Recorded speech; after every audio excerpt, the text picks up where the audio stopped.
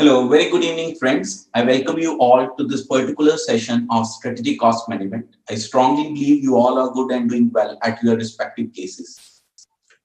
Friends, prior to move further, let's take a small recap of what we learned in the previous session.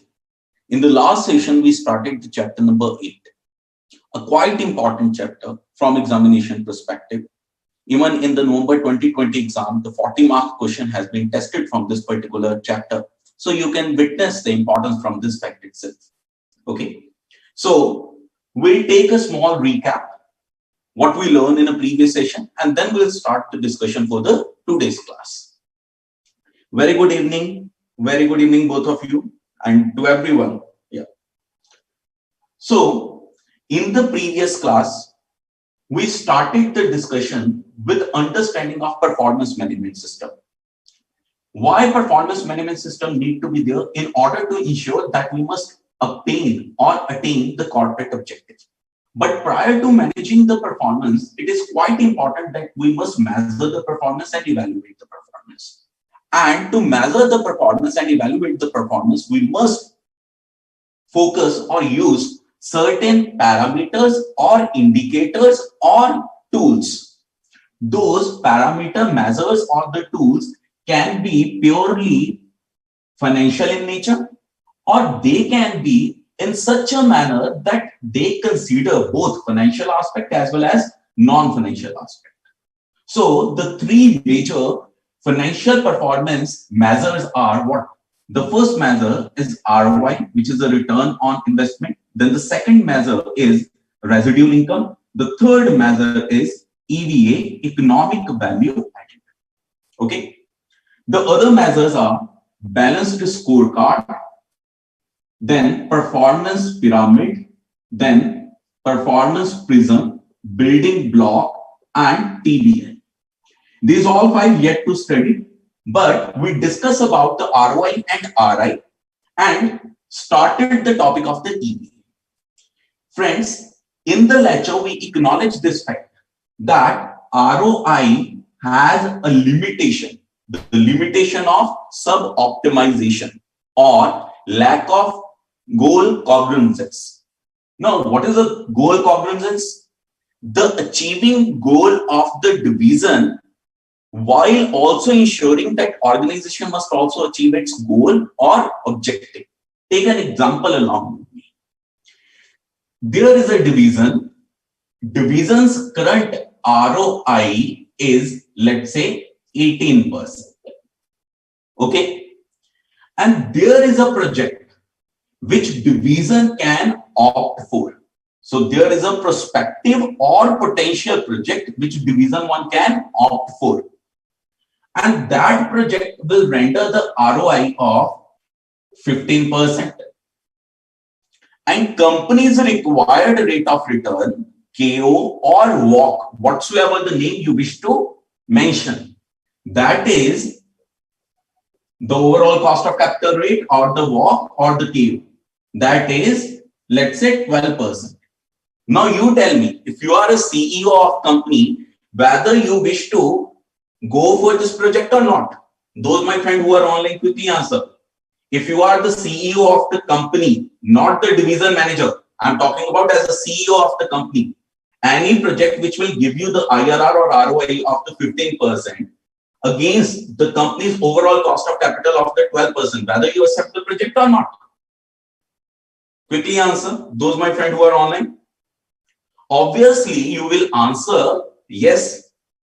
Some of you might be answering right now. Your answer may be yes, you will go for the project. But if I tell you that the salary of the division one manager is a performance related pay, he'll get the pay based upon the performance of the division because it's a responsibility accounting. Here we assess the performance. Here we measure the performance of the divisional manager based upon his divisional ROI or RI or EVA. So if I, yes, absolutely fine. Yes, correct, Anjali. So if I ask you that the divisional manager whose salary dependent upon the performance of the division or ROI of the division, whether he will accept the project or not. Please mind the factors. Currently, department earning or the department's ROI is 18%. If the department opt for a project whose ROI is 15%, obviously department ROI will decrease. If the departmental ROI will decrease, obviously the performance of department may be considered as a diminishing, and the divisional manager may not get the same amount of the performance related pay. He may get some less money. So what he will say, he will deny to accept the project, despite the fact that project will add the value to the wealth of the company. Despite this fact that the project is giving you 3% positive return, because the return is a 15%, whereas the KO is 12%. But what the divisional manager is saying, sir, the moment I'll accept this project, my divisional ROI will reduce something from the 18%, because the next investment will give me the yield of 15%. So he may not opt for the project. So this is called lack of goal consciousness or the sub-optimization. Sub-optimization means what? Attaining the divisional objective but ignoring the overall company's objective. I hope you understand the limitation associated with ROI. Okay, quickly answer me. I hope you all understand the limitation associated with ROI. Agreed? Now, friends, move a step further. Then thereafterward, we studied the residual income. What we studied in the residual income? That residual income is a kind of earning, kind of measuring assessed earning or extra earning. Because what is the formula of RI? The profit which you earn reduced by required return. That is what we'll learn in the previous session. But there is also a problem with the RI. And what is that problem?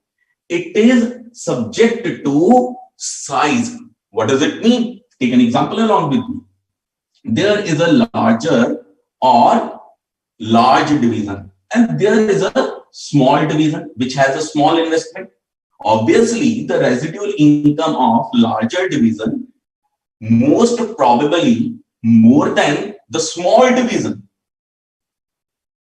Hence, we consider the division L a beneficial one. Take an example or take an amounts in order to understand this example.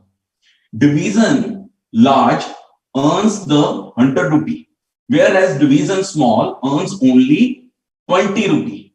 You find, okay, this division is good. But if I tell you that the capital employed of the division, you must consider them, is 100 here, but 1000 here. Obviously, what you will say? No, the size of the division L is large. That's why it's generating the 100 rupee residual income. But the size of the division S is small. That's why it's generating only 20. It may be possible that the division S is much better than the division L. So there is a problem of size comparison. It means if you comparing the division of same size, RI is better technique than ROI.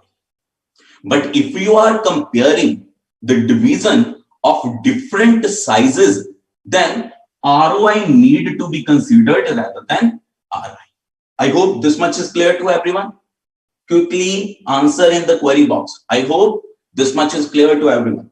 If any doubt, I'll explain it again. Otherwise, now I am moving further to the EVA. Okay. Okay, I'll be waiting for your query as well. Okay. Friends, apart from these two specific limitations of ROI and RI, there are certain common limitations also. What are the common limitations? Both ROI and RI usage the accounting profit.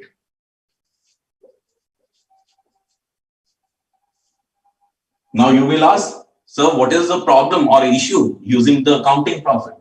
And there are two major limitations of accounting profit. What are those two major limitations? The first limitation, accounting profit ignores KE. This is the first limitation. Accounting profit ignores KE. It don't consider the cost of equity. Take an example along with me. Some equity shareholder or investor who invest 100 rupee in a company, and the company generates the profit of, let's say, 10 rupee.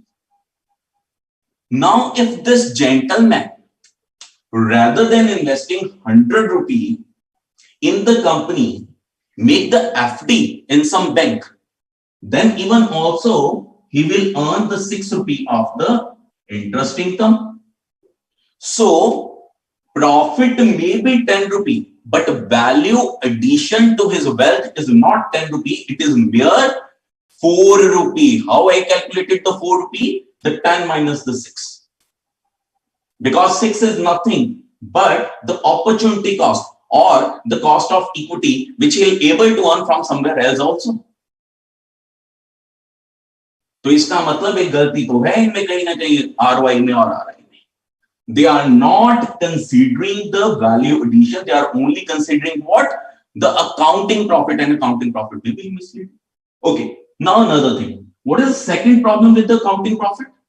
The second problem with the accounting profit is this, that accounting profit can easily be distorted by selecting the accounting policy of the choice of the accountant. It means accounting is a subjective issue. If you are accountant and someone asks you to inflate or deflate the profit or overstate or understate the profit, you can select the policies accordingly. The policy of charging the depreciation, the policy of evaluating the inventory in order to window test the account or to manipulate the accounts or to manipulate the profit. Hence, due to these two limitations, accounting profit is not a reliable source to measure the performance of any division or the organization. Now you will say, sir, then what is the alternate? Rather than using accounting profit, we can use economic profit. And EVA is nothing but the measure of economic profit. I hope now you understand why we studied the EVA. Let me take you to the notes. In the meantime, you can ask the query if you have any. Okay. So friends, in the previous class, we started this discussion. But prior to this particular topic, in your notes, prior to this topic, in your notes, okay, just give me a minute so that I can set it aside. Yes, you can see the shortcomings of relying upon the accounting profit. Okay, so these are the shortcomings given to you, and this is what we already discussed here, that these are the major 2 or 3 shortcomings due to which we could not or don't wish to rely upon the accounting profit. Hence, we are looking for the EVA. Friends, you all are aware of the formula in order to compute the EVA. The formula to compute the EVA is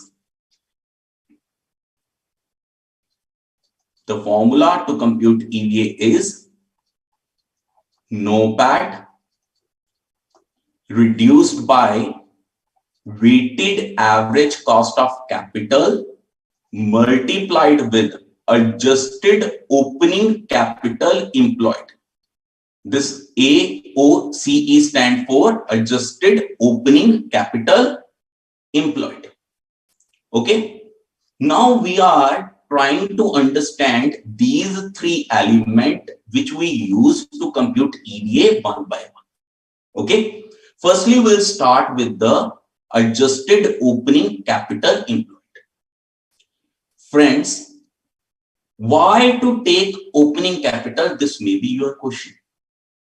According to Stern Steven, which is a consultancy firm formed by or constituted by 2 gentlemen, Mr. Stern and Mr. Steven in the USA. According to the Stern Steven, even when you invest the capital in the company, it don't start yielding profit immediately. What they said, they mentioned that it took 1 year time, and after an year's time, it start yielding return. It means if we are calculating EVA for the year 2020 and 2021, then we will compute the EVA not on the closing capital as on the 31st of March 21. Instead of that, we are calculating the EVA on the opening capital 1st of the April 2020. Agreed? Now you know the reason as well. What is the reason? That the Stern-Stewart mentioned it took an year's time to start reaping or yielding the return. जिस दिन capital invest करी उसके बाद भी एक साल लगेगा, then the capital will start yielding the return to you. I hope this O is clear to you. Why to take opening capital employed? Okay. Now we need to understand the adjustment. We'll consider the adjustment to the capital employed along with the adjustment made to profit in order to compute the NOPAT. तो इसलिए अभी adjustment को pending रख लेते हैं. Now we are moving to the WACC. You are master of computing the WACC. WACC is nothing but the KO. Okay. The capital of the company can be financed from the different sources such as equity, debt, preferential capital, and the loan, etc. Equity may be the pure equity or in the form of reserve and the surplus. Agreed? So friends, in the paper number 5, strategic cost management and performance evaluation, I can give you reasonable assurance that you will not get the CAPM in order to calculate the KE, or you need not to attempt the YTM in order to compute the KT. The question will not be of that year. Here we are using the EVA as a tool to analyze the performance. We don't wish to evaluate whether student able to solve the EVA question. No doubt that is a part of the examination. But the purpose is not to calculate the EVA. The purpose is to evaluate the EVA or analyze the EVA. Hence, you will not get a question where you need to apply the CAPM in which you used to do this RF into beta into market premium, which is RM minus RF. You'll get a simple calculation where the KE is given to you, KD is given to you. You just need to apply the KE to the value of equity and KD to the value of debt, the whole divided by value of equity plus value of debt. No doubt, in some of the question, you may get the KD pre-tax or you may get the KD post-tax. If you get it pre-tax, obviously what you will do? You will do 1 minus taxes. Okay. So this may be asked to you. Okay. We'll see the various question. One thing more possible, rather than giving you the value of equity and value of debt, he may give you the debt equity ratio. Likewise given in the question number 3 of November 2020 attempt exam. Okay. Moving further. Now we are considering the NOPAT. The NOPAT stands for net operating profit after taxes. This is not your accounting profit. This is quite different from the accounting profit.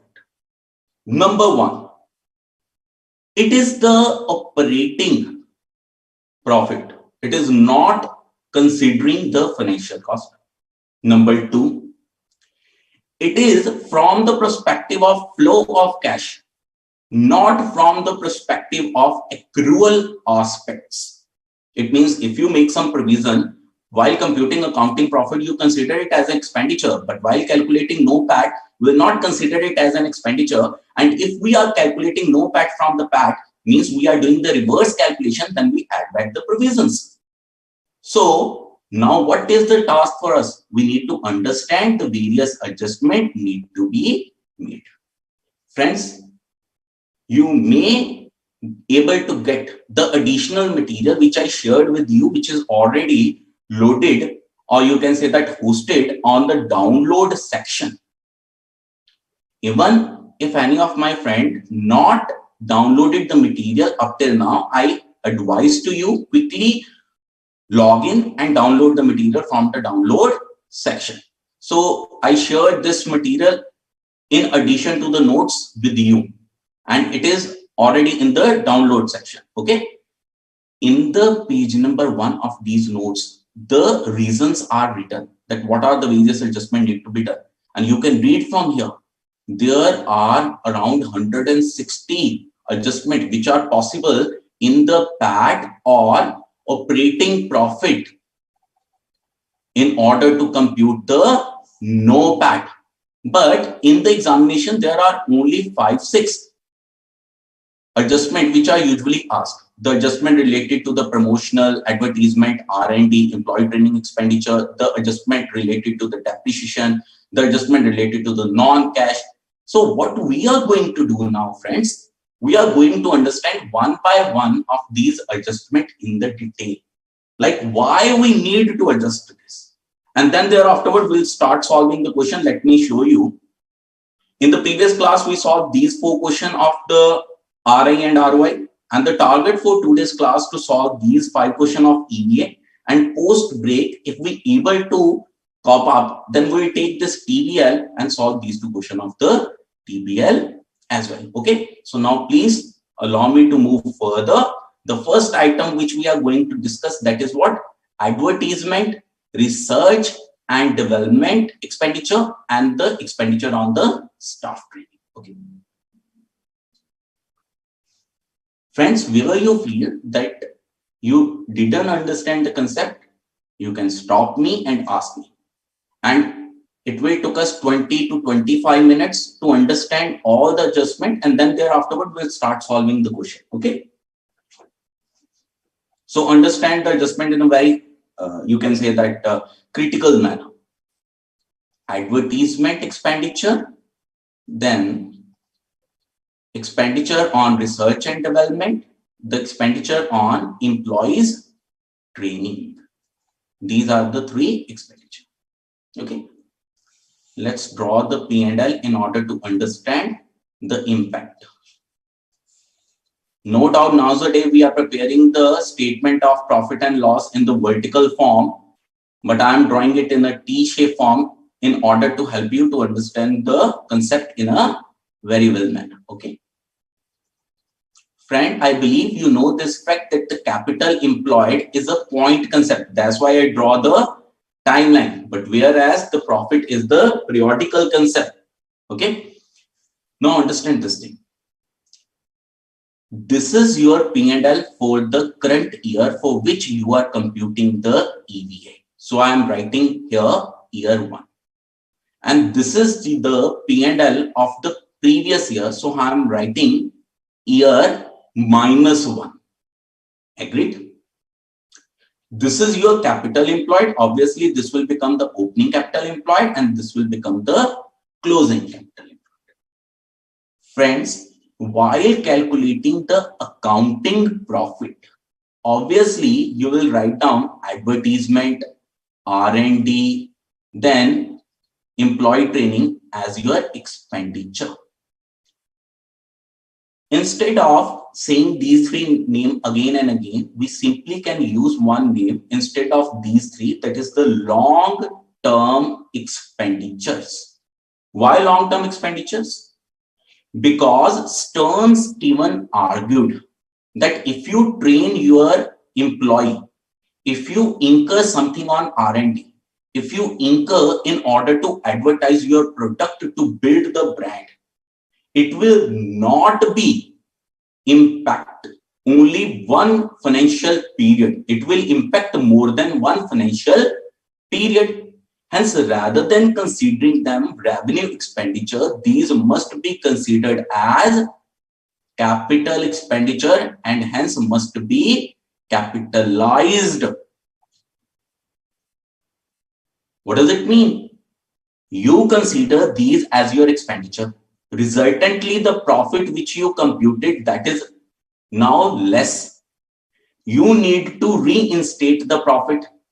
Hence, the first adjustment which you need to do, you need to add back the long-term expenditure, which is nothing but the advertisement expenditure, R&D expenditure, and employee training expenditure. Okay? You need to add back these to the profit. Why you are adding back? Because this will not benefit you in the year 1 only. It may benefit to you in year 2, in year 3, in year 4, and maybe so on. It may have certain limitation, maybe the benefit only for the 2-year, 3-year, 4-year, 5-year. But it is always sure that it will not only fully absorbed in the current year. You might remember the ad of the Mintos, the ad of the Dhara refined oil. Once the advertisement expenditure incurred and the people remember the ad for the 2-year, 3-year, 5-year, 10-year, and no doubt then thereafterward they forget the ad. But don't you feel then we must consider it as a deferred revenue expenditure, or we must capitalize it simply? So the first adjustment need to be done whenever you find any long-term expenditure of a deferred revenue nature, like the advertisement, R&D, ED, this employee training. You need to add back it to the profit while calculating NOPAT from the accounting profit or operating profit. Okay. Now moving further, the second adjustment. Obviously, if you don't consider these as your revenue expenditure, then you must consider it as your capital expenditure. So expenditure incurred during the year need to be added to the closing capital employed. You may argue, sir, we incurred the expenditure here, but what was the logic of this turn statement? It will start giving you advantage after the 1 year. It means इसका जो खर्चा किया है employee training में, it will start yielding the benefit in the next year, not in the year for which you are calculating the EVA.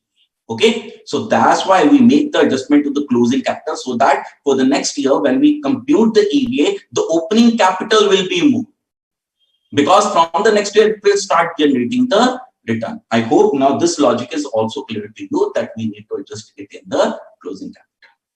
Hold down your nerves. We need to understand 2 more things here. Friends, the manner you incur these expenditure this year, it may possible in the last year also you incur certain amount on the advertisement, you incur certain amount on the R&D, you incur certain amount on the employee training. Let's take an example. Last year you incur 50 rupee on the advertisement, and it is expected that this will give you the benefit for the 5-year. In the previous year, what you did? In the previous year, so I am drawing the timeline of the capital employed of the previous year.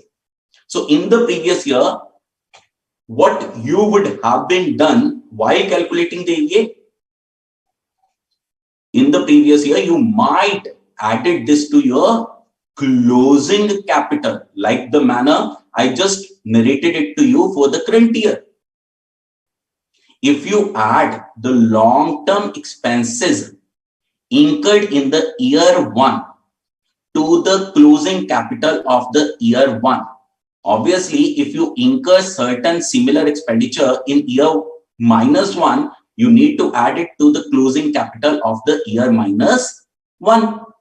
But the closing capital of year -1 will become the opening capital of year 1. What does it mean? If you incur similar expenditure in the previous year, then it must be added to the opening capital. Now, in order to avoid the confusion, I'm writing it. It is of y -1 and it is of the y1.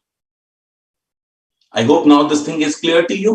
So this is our third adjustment. Now, one more adjustment related to these advertisement, R&D and employee training expenditure. What is that?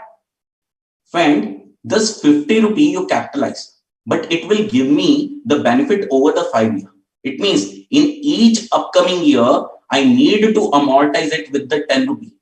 So after the y -1, the next year is y1. So in the y1, I need to reduce the amortization of 10 rupee. How I compute this 10 rupee? The 50 minus 5. So this is nothing but my fourth adjustment. Now, in order to consolidate, read the same adjustment from here, the table which is already with you. Okay. Read along with me. Advertisement, R&D expenditure, and the staff training. What are the changes need to be made to the profit? What are the changes need to be made to the profit? Increase the current year profit. This is nothing but the adjustment one which we just learned. Further, deduct the economic depreciation or amortization of the previous year EV adjustment. This is nothing but the adjustment number 4 which we studied. Then increase the capital employed at the end of the year. This is the adjustment number 2 which we studied. Increase the capital employed in respect of the similar add back previous year's investment not treated such as in the financial statement. This is nothing but the treatment number 3. I hope the treatment related to long-term expenditures which are of a daffodil nature is quite clear to you. अगर किसी मेरे दोस्त को नहीं clear है तो quickly ask me so that I can move to the next adjustment which is nothing but the depreciation. Okay, I'm moving further, friends. Next is the depreciation.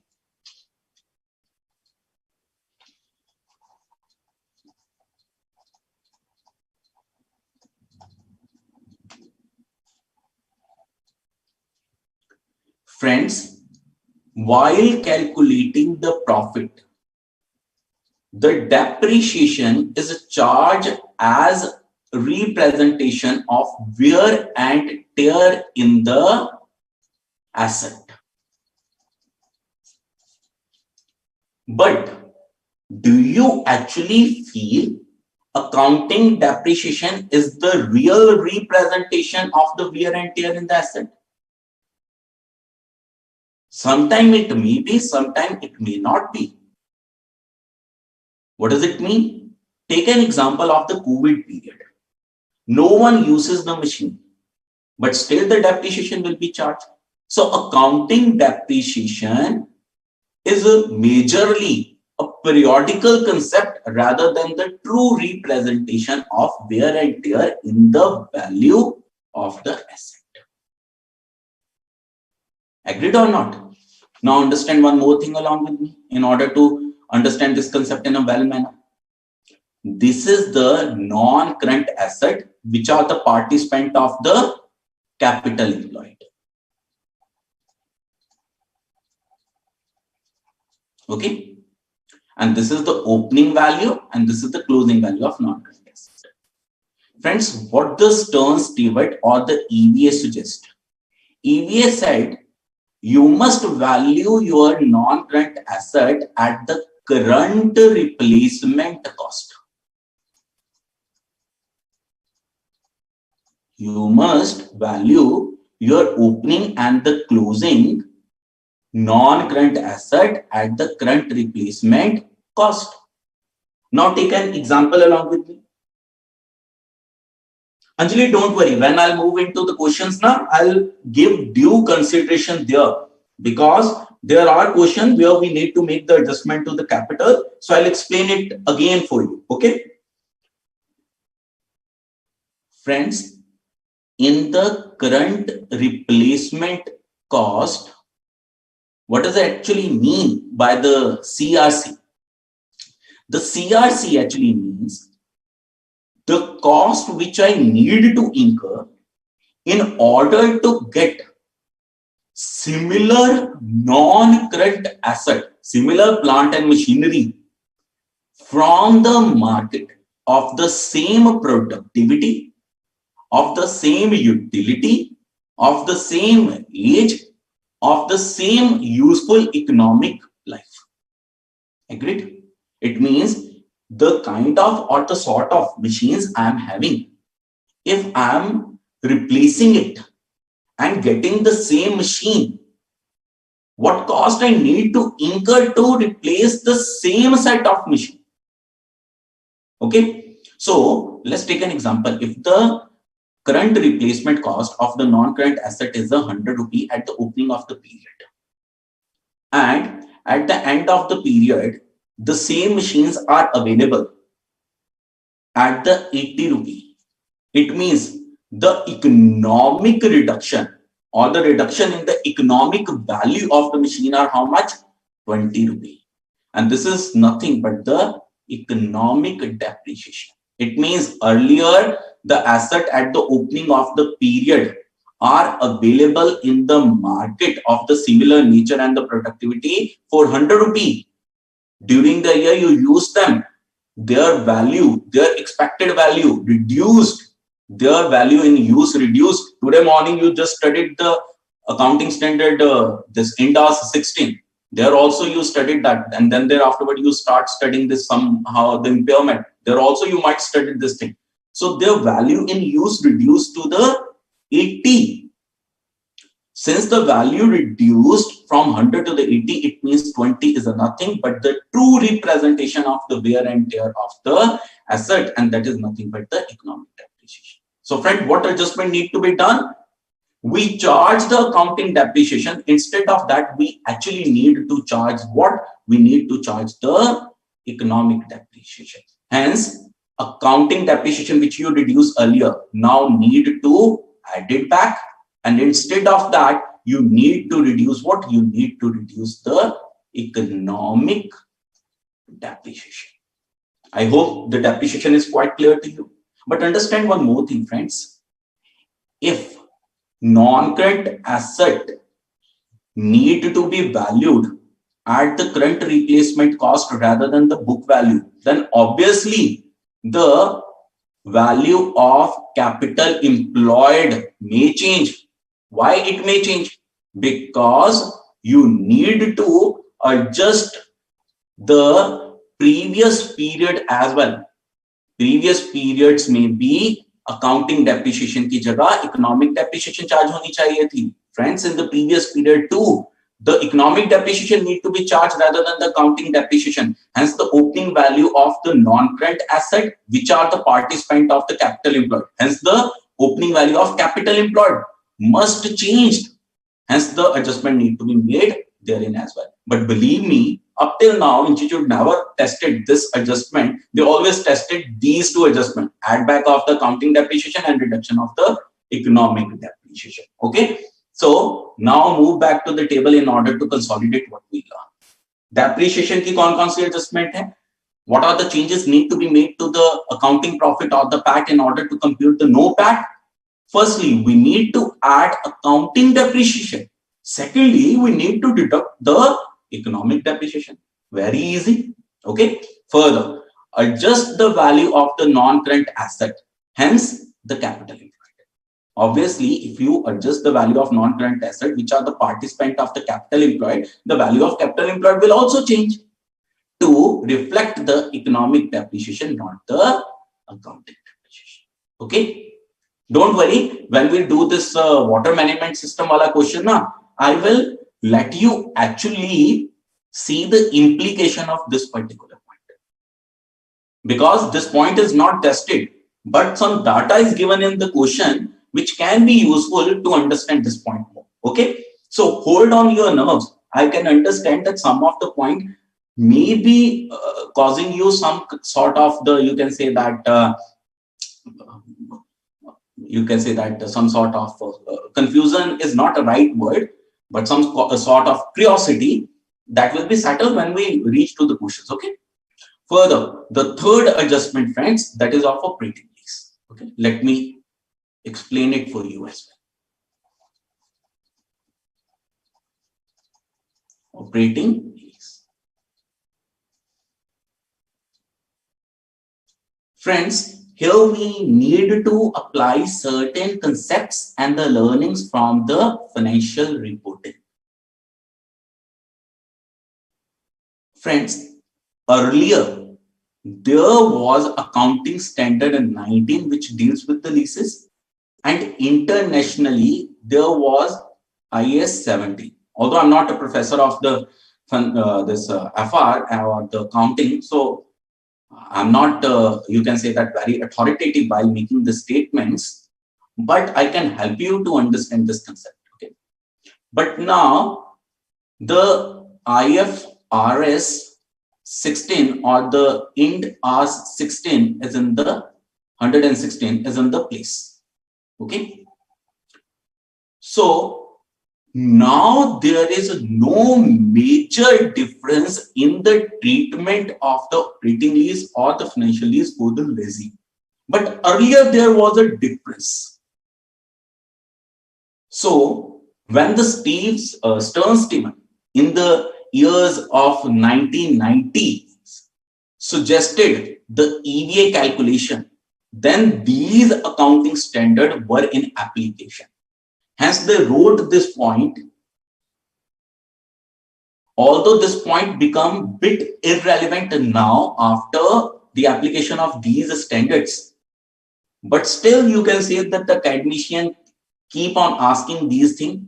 They feel that it is written, hence we must ask this thing, and still it is in the study material.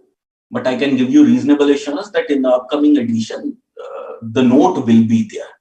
Although it will not be removed, but note will be there that now this implication need not to be performed. Let me tell you the concept, then again I'll come back to this thing in order to resolve your doubt. Okay, friend, what was the treatment of the financial lease? The treatment of the financial lease is this, that the lease rental will be capitalized, and then thereafterward the financial charge is reduced in the form of interest from the P&L of individual years, and depreciation on the asset is also charged. As against to that, in the operating lease, what happens? The operating lease rental are charged as an expenditure on the debit side of the P&L account. This was the treatment now. Friends, now what the company started doing, company rather than taking asset on the financial lease, start taking asset on the operating lease. Why? Because in the operating lease, the lease renter need not to capitalize. Hence, the amount of their capital remain less. And what is the formula of the EVA? The formula for EVA is NOPAT reduced by weighted average cost of capital into capital employed. If a company or entity took the asset on operating lease, his capital is less, due to which the required return, which is nothing but the WACC into capital, is less. Hence, his EVA comes more or overstated. So, in order to overstate the EVA, they start taking the asset on operating lease or write the lease agreement in such a manner that it will not fall under the financial lease. In order to stop such malpractice, what the Stern-Stevens suggests, that operating lease must also be treated similar to the financial lease for purpose of computing EVA. It means they suggested that all the lease rental which you are supposed to pay in the future, the PV of all the future operating lease rentals need to be capitalized rather than expensed off in individual year. And obviously, if you capitalize the lease rental which you pay in the future, you are supposed to charge the depreciation. Hence, the two adjustments need to be done. What are those two adjustments? In the profit, the first adjustment is this, that earlier you charge operating lease rental as an expenditure while computing the profit. Now you need to add back operating lease rental, okay, in the profit while computing the NOPAT. And the second adjustment you need to do what? You need to reduce either the word amortization or the depreciation of the capitalized rentals. क्योंकि यहाँ पे हमने क्या बोला, operating lease rental को क्या कर दो, जो भी फ्यूचर में पे करने हैं उसका प्रेजेंट वैल्यू निकालते हुए capitalize them. And what we said that obviously if you capitalize them, then what you need to be do over the period of lease, you need to be amortize them as well or depreciate them as well. Hence the two adjustments need to be done here. Okay, obviously due to capitalization your capital will increase. Now in order to consolidate, Quickly see this table. The first adjustment, add back the lease payment to the profit. Second adjustment, deduct the depreciation on the asset. And in the capital, add the present value of all the lease payment to the capital employed. Okay, friends, now moving further. The next adjustment which will need to be done, that is in regard to provision. Very easy adjustment, friends. You are master of accounts, so you are able to easily understand this thing.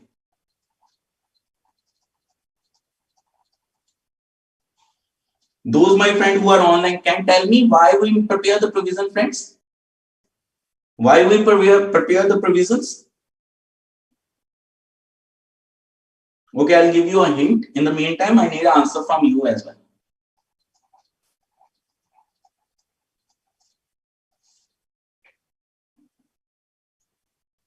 Why we prepare the provisions?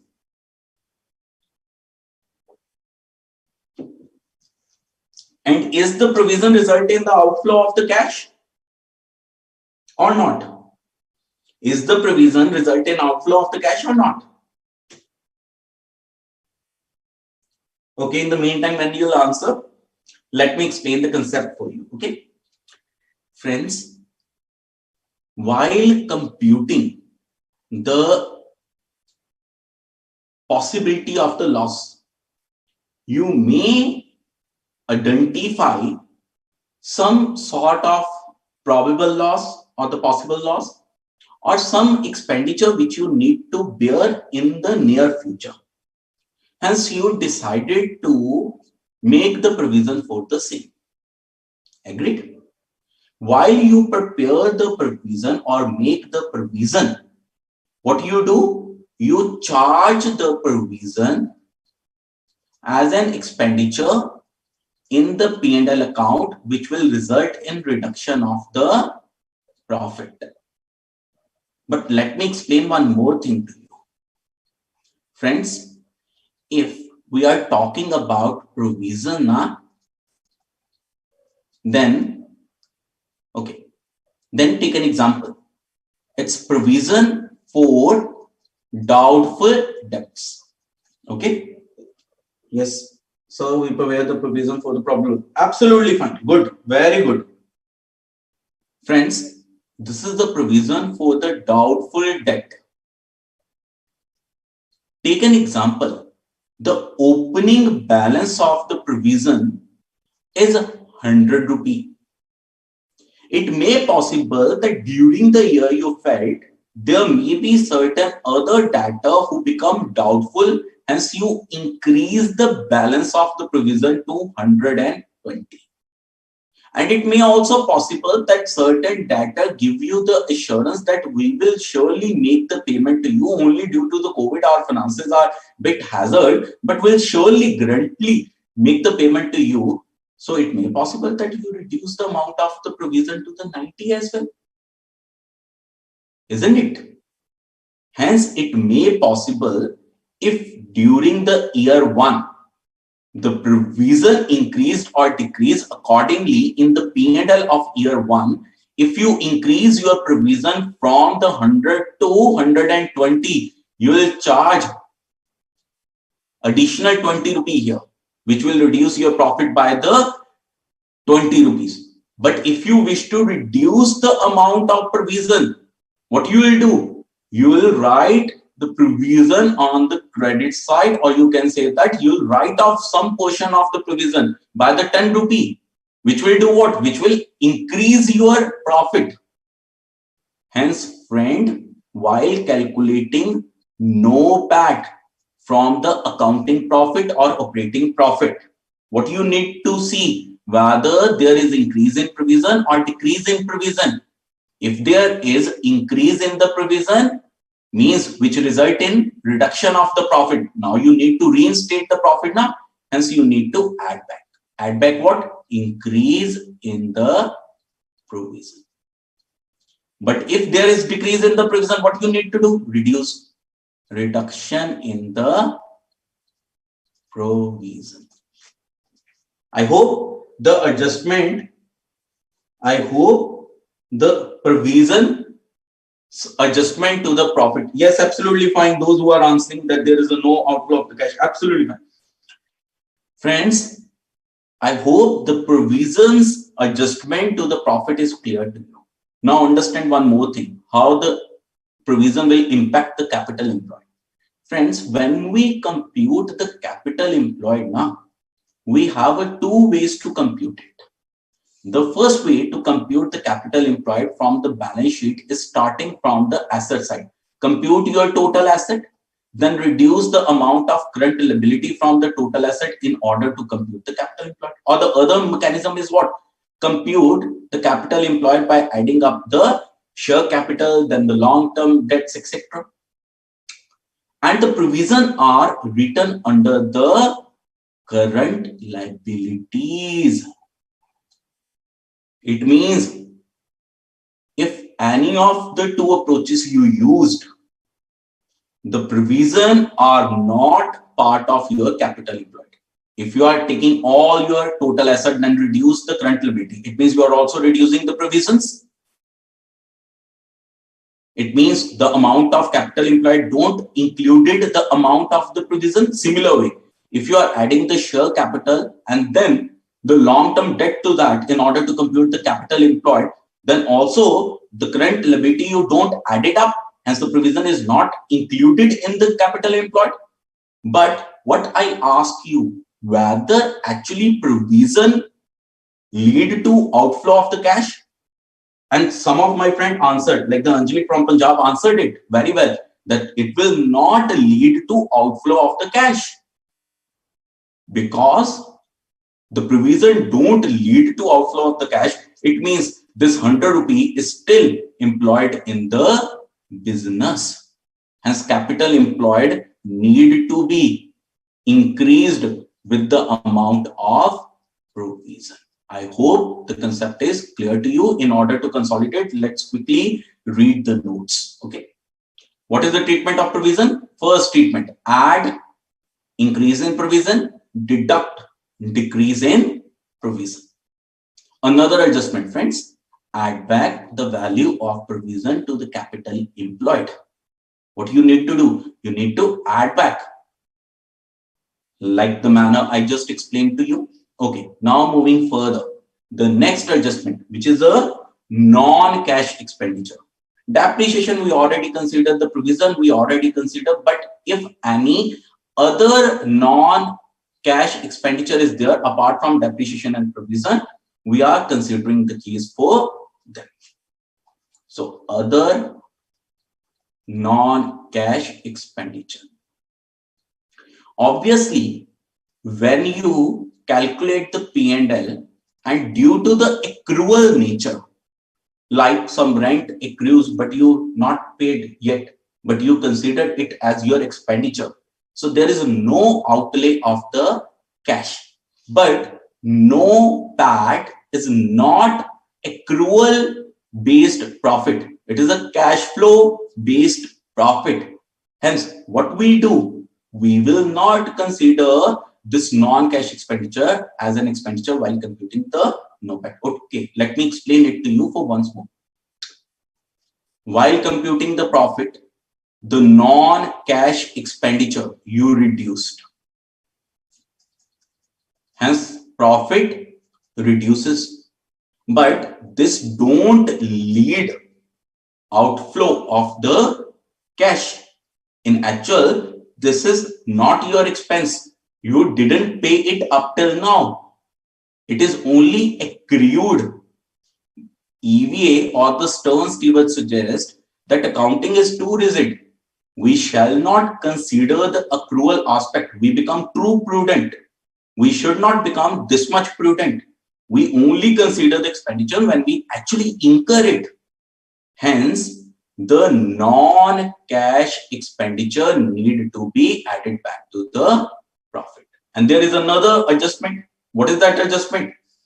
In the capital employed, we need to add it back. Okay. During the year, we incur certain non-cash expenditure. Whether there is outflow of the cash, answer is no. because there is no outflow of cash, means the cash is still with us, but while taking the accounting data, obviously they computed the less capital because they treat it as an expenditure. Hence, what we need to do, we need to add it back here. And in the same manner, if in the previous year some non-cash expenditure are incurred, that is need to add it back to the closing capital of previous year or opening capital of the current year. Don't worry, in the question,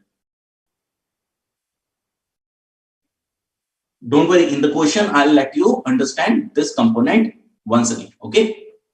So let's consider non-cash expense, add back to the profit, the manner we discussed, and add back to the retained profit at the end of the year. Okay. Now moving to the last adjustment, and then thereafter we'll move to the question which will help you to understand all the concept in the very clear manner. Okay. While discussing this interest, I will also discuss the tax provision along with you. Okay.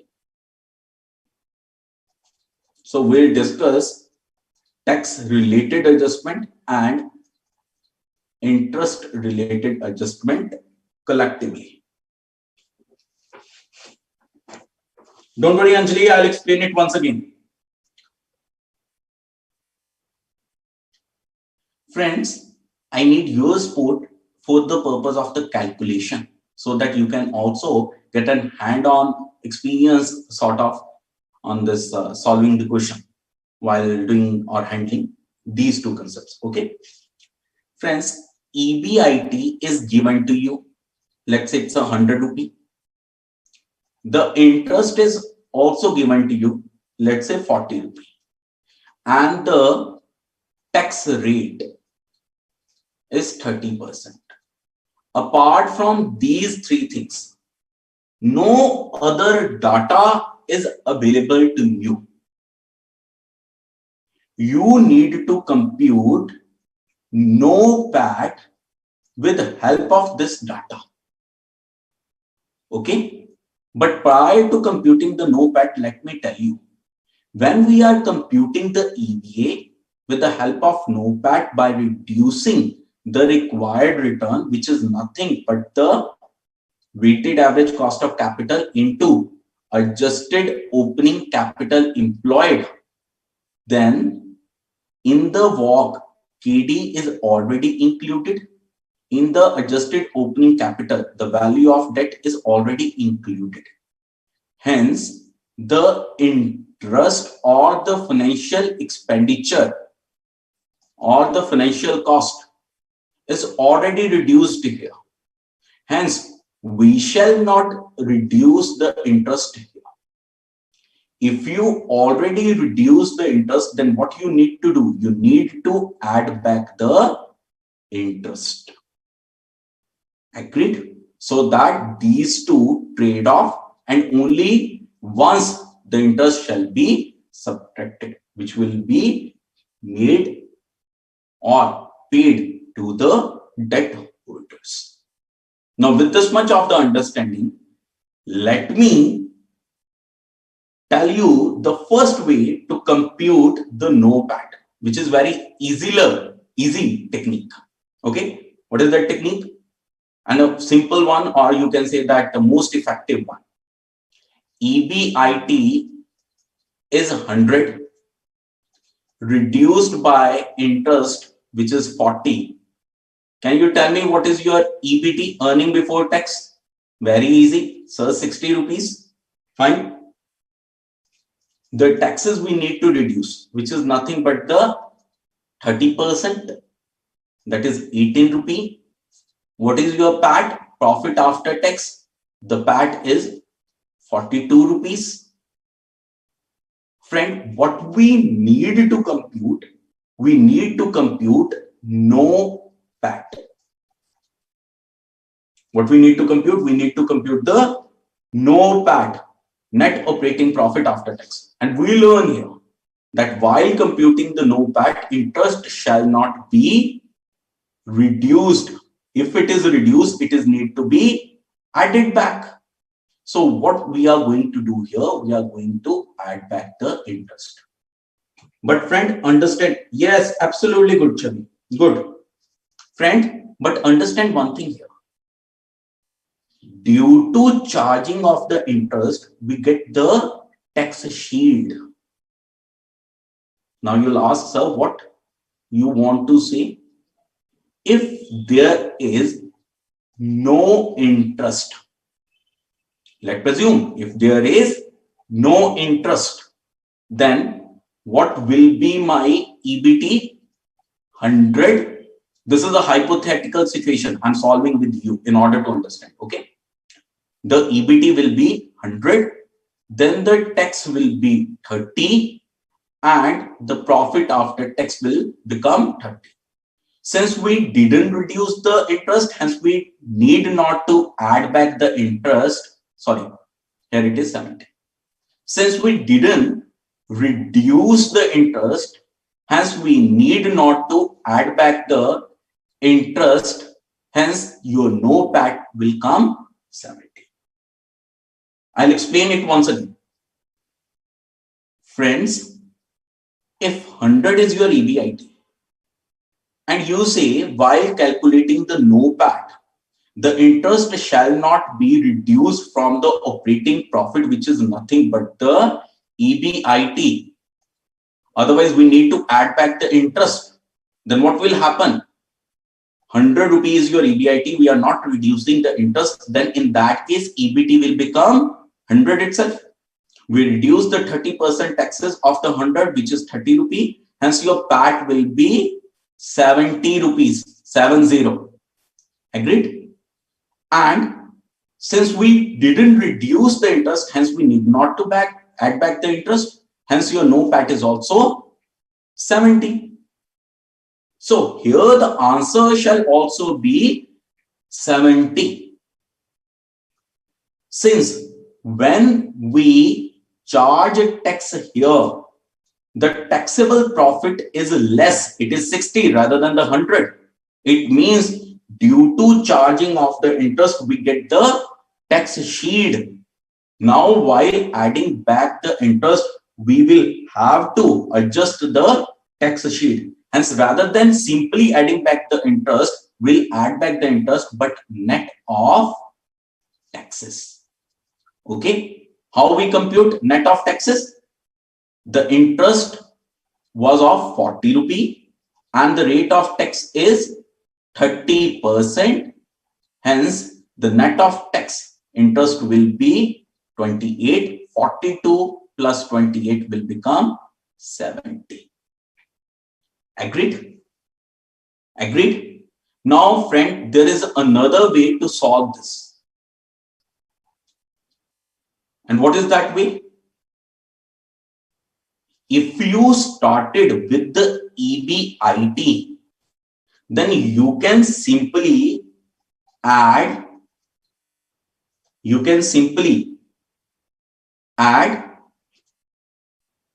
this. If you started with EBIT and then reduce the interest, then reduce the tax, then you need to do what? You need to simply add interest on net of the taxes. But there is another way of computing it. And what is that way? Please see that way also along with me. 100 rupee is your operating income, which is your EBIT. How much of the taxes you actually pay to the government? This taxes you computed hypothetically. This is not the actual taxes which you pay to the government. What is the actual taxes which you pay to the government, friends? That is the 18 rupee. Okay. So this is the taxes which you pay to the government. But you presume interest not as your expenditure, because you are not considering interest as your expenditure. Hence, you also need to reduce one thing more, that is taxes on interest. And how much it will come? Your interest payment is 40 rupee and the tax rate is 30%. Hence, it will come 12. Hence, your NOPAT again will come 70. So basically, there are three methods to compute the NOPAT from the EBIT. The first method, which is directly computing the NOPAT from the EBIT, Then what is the formula you basically need to run? Operating profit reduced by adjusted taxes. Adjusted taxes are nothing but the taxes you paid plus the taxes on interest. Don't worry, I'll let you write the note of this. And if you are computing in the standard format, means you started your calculation from the PAT. अगर आपने अपनी calculation PAT से start करी है, ये PAT आपको question में दिया हुआ है, and you started computing NOPAT from the PAT, then what you need to do? You need to add back only interest net of tax. We'll solve the question on both in order to develop our understanding, but prior to that, we'll consolidate once. Okay, add back profit net of taxes if we started with the PAT. If we computing NOPAT from the PAT, then what we need to do in order to compute the NOPAT, we need to add interest, but that interest shall be net of the taxes. But if we started from the operating income is nothing but the EBIT. If we started from that, then what we need to do? Then we need to reduce adjusted taxes in order to compute the NOPAT. Okay, and how the adjusted taxes will be computed?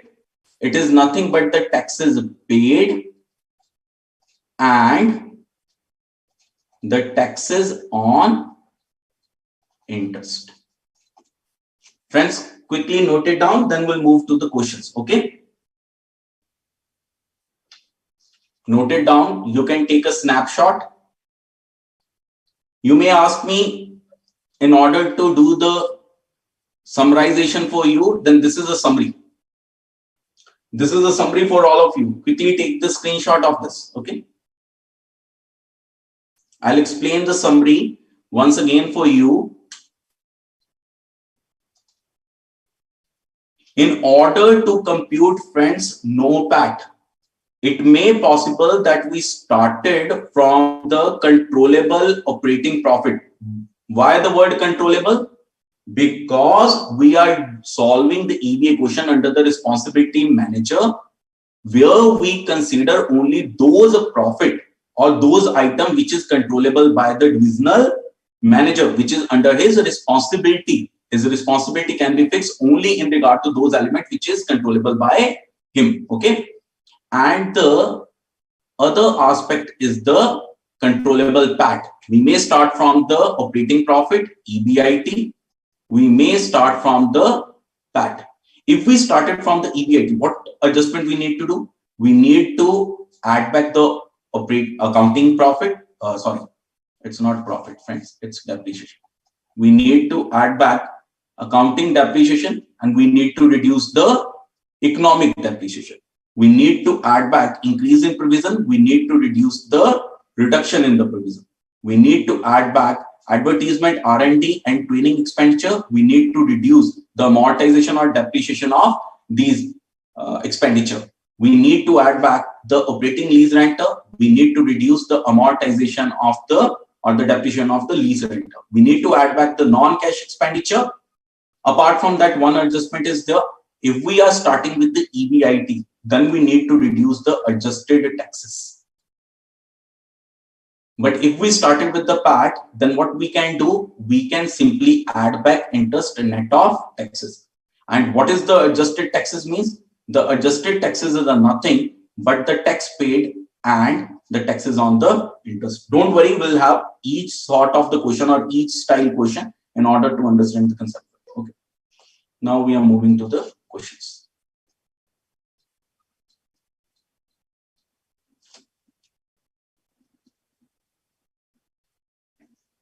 So this is the first question in front of you. Friends, quickly read the question. The question is given on the page number 8.8 of the study material. Quickly read the question. What it mentioned? The following information is available for the division X of XU Limited. You need to do what? You need to calculate the EVA. It is a very straightforward question. In the question, the net profit before interest and taxes, simply the EBIT, or the net operating profit before interest and taxes is given to you. But in this question, the interest is not given to you. So simply you need to reduce the taxes in order to compute the NOPAT. So how we compute the NOPAT?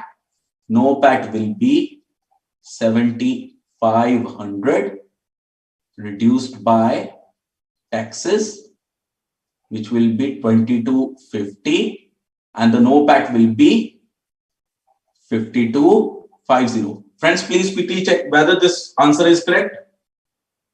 The NOPAT is correct. Okay. Now we need to compute what? EVA. What is the formula for the EVA? That is NOPAT reduced by weighted average cost of capital into adjusted opening capital employed. But in the question, we only have a one capital. Hence, we believe or presume it is nothing but the adjusted opening capital. The WACC is already computed for us.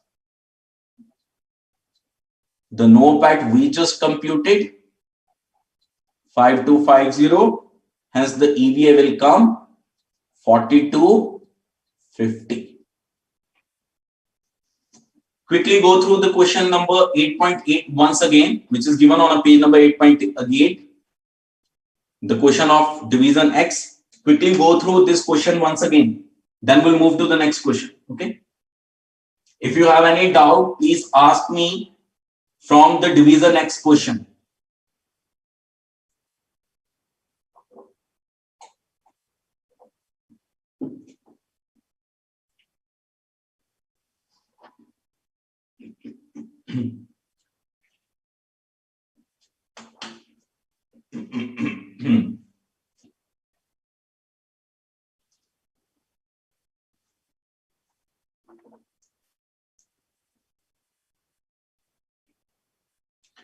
Friends, quickly go through the questions. Division X question. I hope it's done for everyone. Yes. So your answer is absolutely correct. Okay.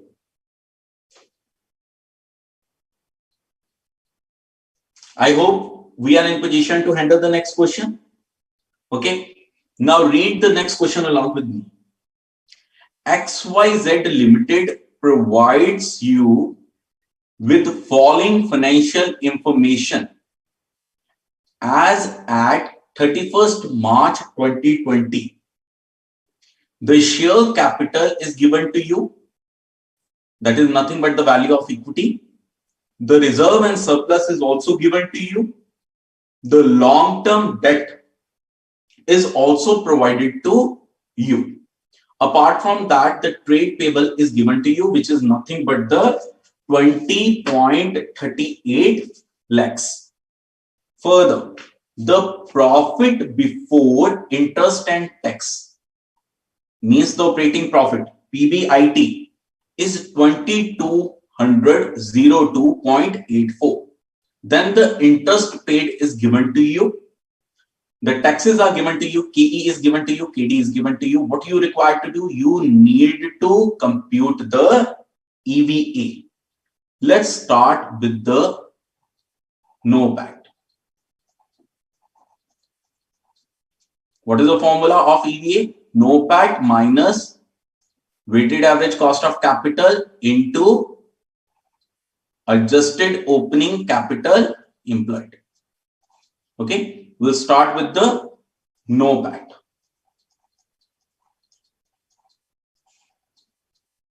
In the question, EBIT is given to you. How much is EBIT? 2202.84. Friends, we need to reduce the interest from this. How much is the interest? 13.84. So what will be your EBT? The EBT will be 2189.36. Then we need to reduce the taxes. What is the rate of tax? 30%. So this will be 656.81. Can you tell me the PAT? The PAT will be 153255. We need to add back the interest. But what I mentioned to you, if we need to add back interest to the PAT, then what we need to do? We need to add interest net of taxes here. Okay. So now move back to the question and add interest net of taxes. What is the interest? 13.84. How it will become net of taxes? 1 minus 30%. Okay. So this will become 9.44. Can you tell me the NOPAT? NOPAT will be 154199.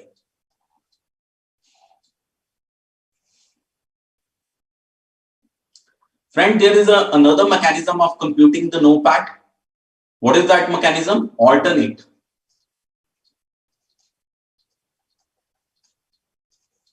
Alternate for NOPAT. Because we already studied this thing as well, that it may possible that we are computing from the EBIT directly. If we are computing from the EBIT directly, then how the NOPAT can be computed? How much is the EBIT? EBIT is 2202.84. We need to reduce adjusted tax, and adjusted tax computed or included two things. Yes, Chavi, good. And the adjusted tax included two things. One, the taxes paid. How much of the taxes you paid? This is 656.81. And the another thing which you need to reduce is the tax on interest. How much it will be? 30% of 13.84. That is 4.01044. Okay. If you compute this, this will also come equivalent to this only. So it can be computed in this manner, or it can be computed in this manner. Okay. So friends, now move further. We'll compute capital employed.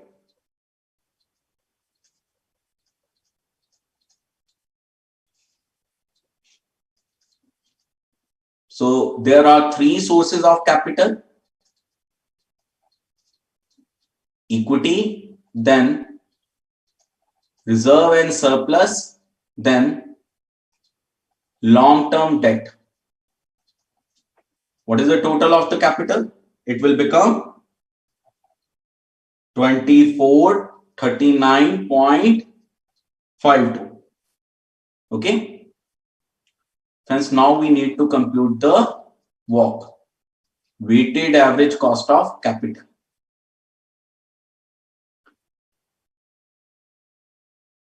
There are three sources of capital: equity, reserve and surplus, and then long-term debt.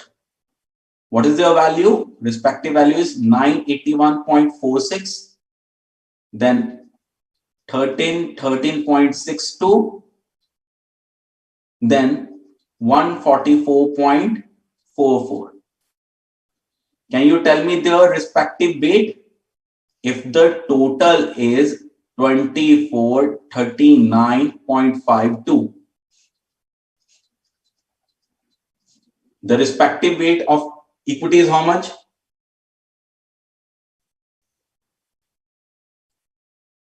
Okay, Chavi, thank you very much.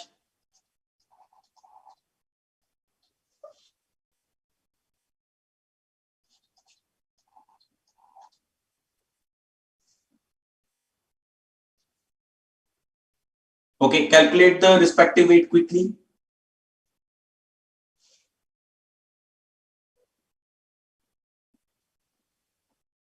Sandeep, the interest is given to you in the question 13.48. It's a 13.48. Sandeep, it's given in the question itself.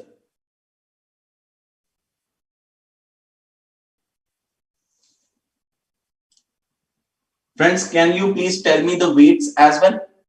Equity represent 40.23%. The reserve and surplus represent 53.85%. The long-term debt represent 5.92%. And what is their cost? What is the KE? The KE is given to you in the question.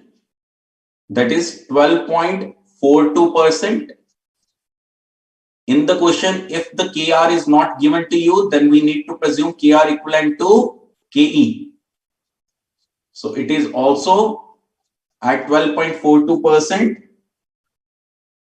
Then the KD, which is 6.53%. We need to presume here that the KD which is given to us is the post-tax cost of debt. Okay. Here we are presuming it. Quickly compute it. What the value come of the WACC? It will be 4.997, then 6.69 or the 68, then 0.37. If you solve it, it will come something 12.07%. So now compute the WACC along with me quickly. What is the NOPAT?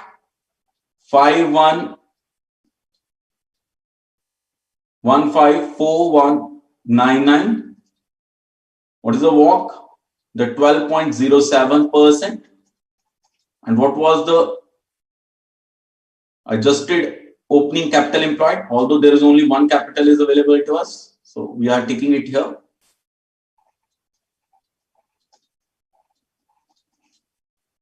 In order to compute the EVA will be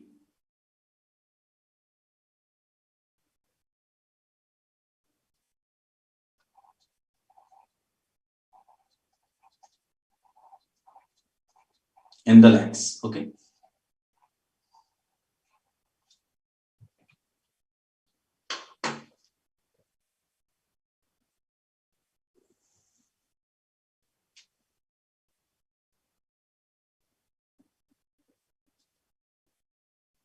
Good, Chavi, you are calculating very good. Brilliantly. Correct. Take a screenshot of this question so that we can move to the next question, please.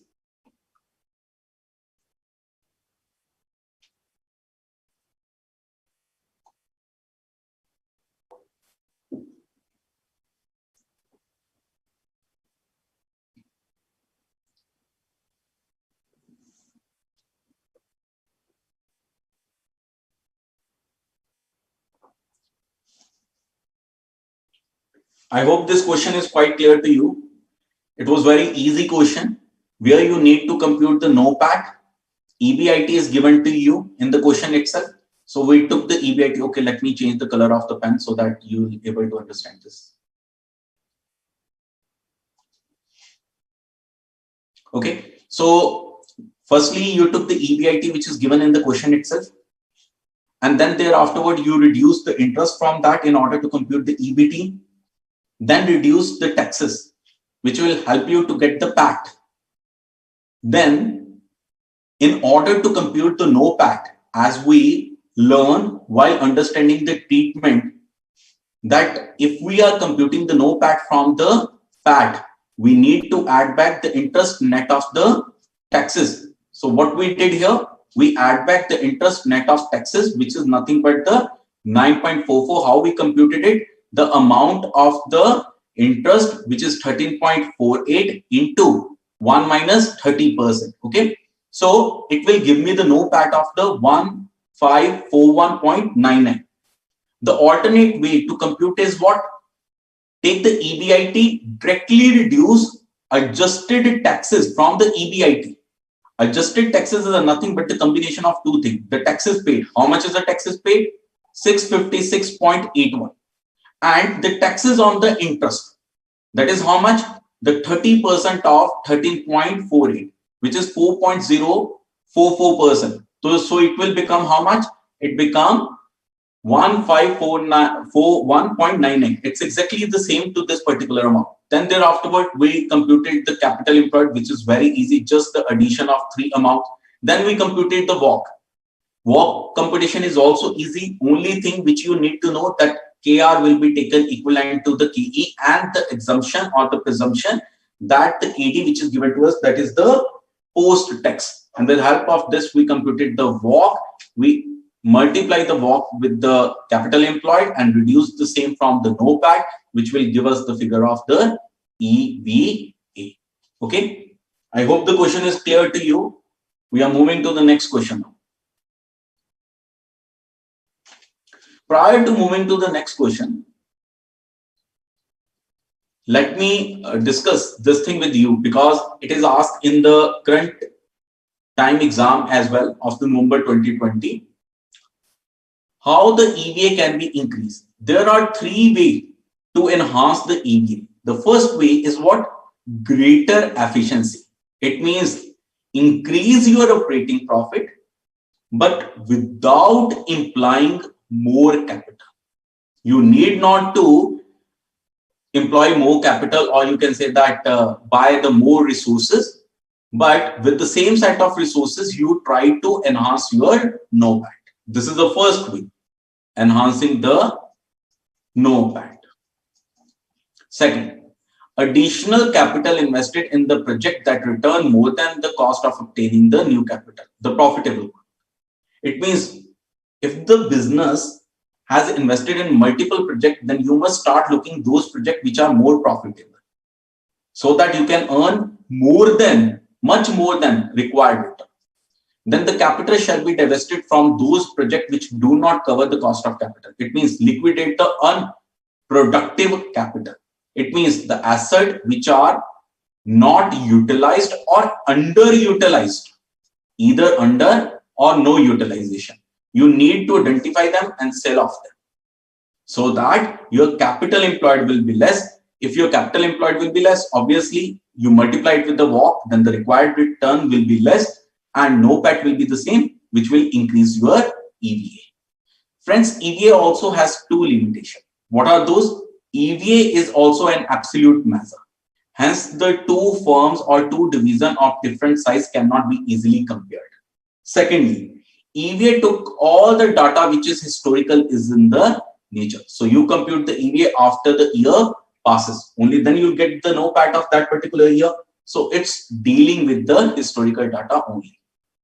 A question may come to your mind. So whether the company actually computed the EVA? The answer is yes. You can see here. This is from the annual report of the HUL. The last 10 years EVA of the HUL. And HUL is considering what? For computing the EVA of year 2019 and 2020. HUL consider the pre-tax cost of debt rate at the 7.02%. Obviously, they reduce tax from it in order to get it after tax or post tax. And 9.1111, they took the cost of equity. Agreed? So they computed based upon this data, and this is the EVA of the last 10 year is in front of you of the achievement. And this is nothing but from their annual report only. Okay.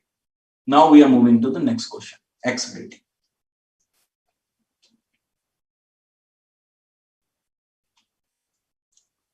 Friends, please read this question along with me. X Greeting is the Korean company based in the Seoul, committed. Seoul is nothing but the capital of the Korea, to supplying the highest quality stationery greeting card, gift, children product which are sourced from all over the world. The company also distributes the Sunday paper, Korean made, eco-friendly, designed and manufactured in the Seoul. The X home currency is KRW. It is also listed on the KRX. KRX is nothing but the stock exchange there, although the name of the stock exchange of the Korea is a KOPSI. For the last 20 years, and its current share price is KRW 23.23. So the current share price of the share is given to you for the X greeting. Further, you are the management accountant of the X greeting, and the director have asked you to study the X on the value-based management, which is different approach to the performance management. It means they wish to compute the value of the firm. It may be the economic value. For that, we need to study the question further. The director have heard about this method, considering it a way of focusing on the shareholder interest, and in the present economic scenario, they think it is be useful for the growth of the X. Obviously, now they link it with the shareholder interest, so they are talking about the EVA. Further, conventionally means prior to considering the EVA, what the X greeting was doing. Conventionally, the EPS and the share price being used to assess the performance. The proposed changes are important, and the directors require you to have the implication of the new analysis and also want to convince the major investors for the future benefit.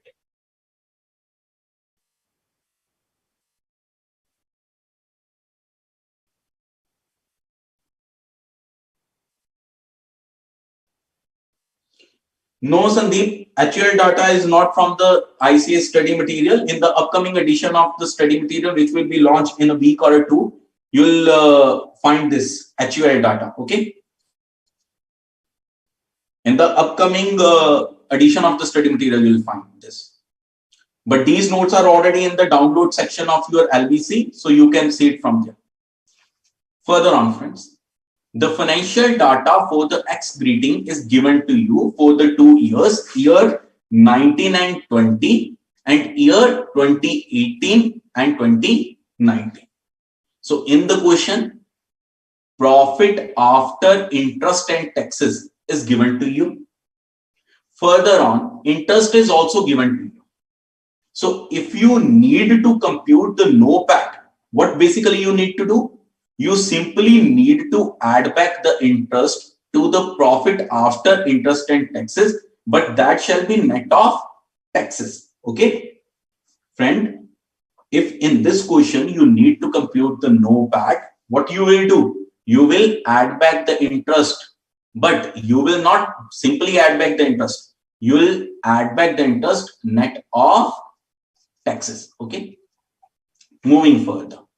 The opening capital employed is given to you for both the year. The closing capital employed is also given to you. But obviously, the closing capital employed is not very much relevant for us. For us, the opening capital is relevant. Furthermore, the capital structure is given to you, the ratio of debt to equity for both the years. Then the cost of capital is also given to you. The cost of equity, then the cost of debt for the current year, the cost of equity and cost of debt for the previous year. The tax rate is the 30% during both the years. Then the stock market related data is given to you. Average number of share in issue, that is 3.2 million. Friend, any one of you can tell me the EPS? Can you tell me the EPS? This is the profit attributable to equity shareholder, because it is after the interest and after the taxes, but in the million term. And this is the number of shares. Can you tell me the EPS? Quickly. Can you tell me the EPS?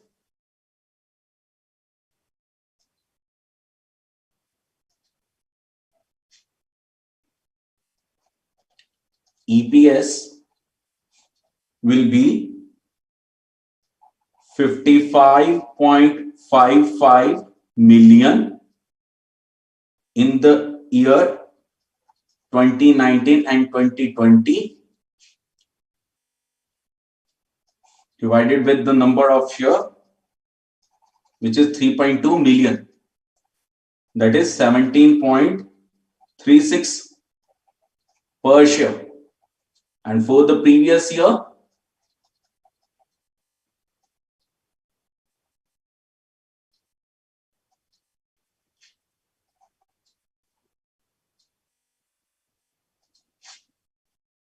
for the previous year, 18-19, the earning attributable to equity shareholder was 65.38 million, and the number of share, yes, Chavi, absolutely correct, good, 3.2 million. So it will be 20.43 per share. Now coming back to the question. What I did, I simply took the profit attributable to equity shareholder and divided it by the average number of share in the issue. Okay. Now moving further, the stock market all share index. The stock market all share index was, which is nothing but the COPSI, which is the index of the Korean stock exchange, is 2561 million, and it fall to 1985. Can you tell me what is the percentage decline? The percentage decline, if you identify from this to this, it will be 22.49%. Good, Chavi, good. Similar way, retailing sector index, it reduced from 1408 to 1155. What is the percentage reduction? The percentage reduction is 17.97 over the year. The share price of X greeting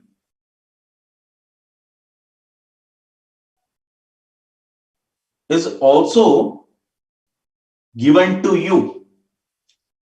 Please mind it.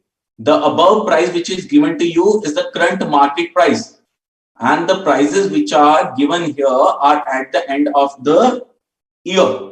So prices are given to you here as well. And if you compare it, the fall in the prices is 7.79%. So from these three data, we can take some interpretation. What is the interpretation? The fall or decline in the retailing sector is less than the fall in the entire stock market. And then the fall in the share prices of the X greeting is further less than the retail industry. It means number one, retail industry is doing good in comparison to rest of economy. This is the industry analysis. Further, the company analysis. The company which is the X rating is doing good among the entire retail industry. So despite the economy is declining, the index is declining, money still can be invested in the X rating. If I consider only these three factors, I can say this. Okay, because पिटाई तो तीनों में हो रही है, लेकिन सबसे कम पिटाई किसमें हो रही है? X rating में. Okay. Further, you are required to assess the performance of X rating using the EVA and analyze the result relating to those of the earning per share and the share price assumption, if any taken, should be clearly stated. Okay, friends, now we'll do what? We'll quickly compute the EVA. For that, firstly, we need to have the NOPAT. And how we can compute the NOPAT? We already discussed that in the profit after interest and tax, we need to add back the interest net of taxes. So now move to here. NOPAT. Firstly, we need to identify what is our profit after interest and taxes. For the year 2019 and 2020, it is 55.55 million. And for the year 2018 and 2019, it is 65.38 million. We need to add back interest, but it shall be net of taxes. Hence, here it is 15.6, but reduced by 13%, which is a tax rate. Here it is 8, but need to be reduced by 30%, which is nothing but the tax rate. Here the NOPAT will come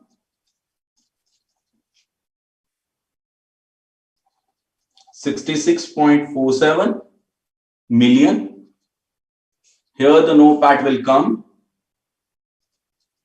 70.98 million. I hope it is clear to everyone. Friends, now moving further, let's compute the WACC. For computing the WACC, we are using this debt equity ratio 40-60, 40-60, then the cost of equity and the cost of debt. Please mind it, the cost of debt given to you is a pre-tax, hence you need to reduce the tax out of it. So here it is 14.20, which is nothing but the KE,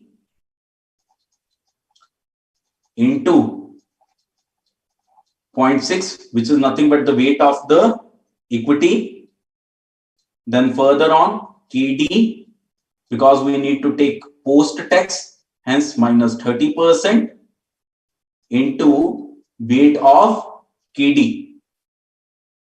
So this will become 10.76%. As against to this, in the year 2018 and 2019,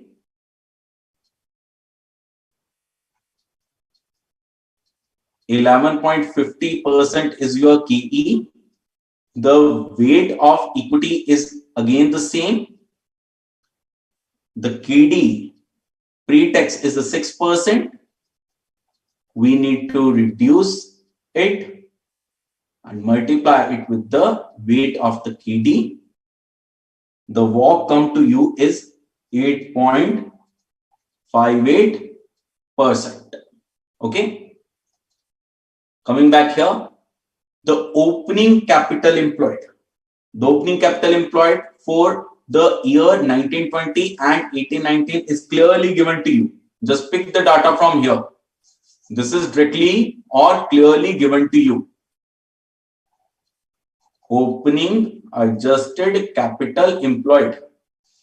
In this case, there is no adjustment need to be made to the capital. The clear-cut data is given to you.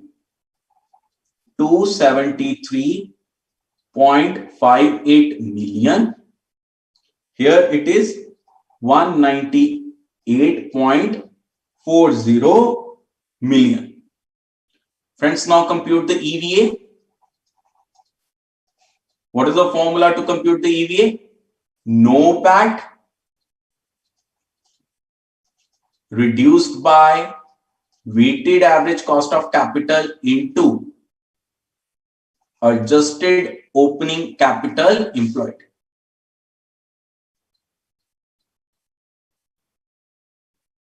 So, in the first case, NOPAT is 66.47 million reduced by 10.76% of 273.58. Similar way, the NOPAT here is 70.98 reduced by 8.58% of 198.40. Okay. Please tell me what is the amount of EVA here? Yes, correct. How much?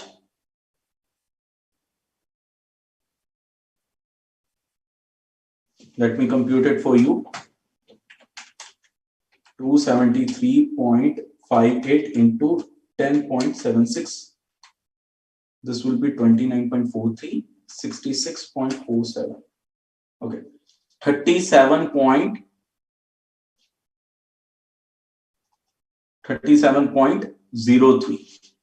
And here it is 53.96 million. Friends, mind it, all the data is in the KRW, which is the currency of the Korea. KRW. Okay. So this is your EVA of current year and this is the EVA of the previous year. Let's take these two figures to this particular page so that we can make the analysis. Okay. So EVA, which we just calculated for the year 1920 and year 1819 is respectively 37.03 million, whereas the EVA here is 53.96 million. We also computed the EPS on that particular page. Let's see the value of EPS we computed. That was 17.36 and 20.43. 17.36 per share. Good, Chavi, good. Per share, and it is 20.43 per share. Okay. Friends, now see, because we need to assess the performance as well, not only to compute the EVA. Friends, see along with me, there is a decline in the EVA. The EVA earlier, let me change the color of pen so that you can understand it well. Okay. The EVA, which is earlier 53.96 million, now it is 37.03 million. So there is decline in the EVA. No doubt the EVA is still positive, but there is a major decline. If we see EPS, there is also a decline. EPS was 20.43 per share in the previous year, but in the current year, it is 17.36%. It means there is a decline of 15.03% to the earning per share. But the decline to the overall market, if you see, which is the 22%, is quite a more than the decline in the EPS of the X greetings. No doubt there is a decline in the EVA, but EVA is still positive. It means over and above the return which you need to generate for the equity shareholders, you are adding the value to their wealth. How much of the wealth you created during the year 1920? The 37.03 million KRW you added to the wealth of the shareholder. No doubt the entire market is, you can say that sliding right now, but your company is still able to add the value to the shareholder. Your company is still creating the wealth for the shareholder. Hence, what is the advice or what is, you can say that outcome of the discussion, that despite there is a downward trend in the entire stock market, but the retail sector is doing good in comparison to the entire stock market. And in the retail sector, X rating is specifically doing good. EVA is no doubt reducing, but still it is positive, hence creating the wealth for the shareholder. No doubt the EPS is also declining, but the rate of decline in EPS is less than the rate of decline in the overall market. Similar way, the decline in the share price is less than the overall decline in the market. Hence, among the recession, the share of X greeting is still advisable to subscribe. The performance of company is still good. Okay. So now we'll take a break for the 5 minute. Currently it's 7:51. We'll meet again at the 7:56 and then we'll start solving the question, which is the exam question basically. This was asked in the exam. We'll solve this question and if the time left, then we'll move for the TBL. So break till 7:56 or 7:57 because it's become now 7:52 only. Okay.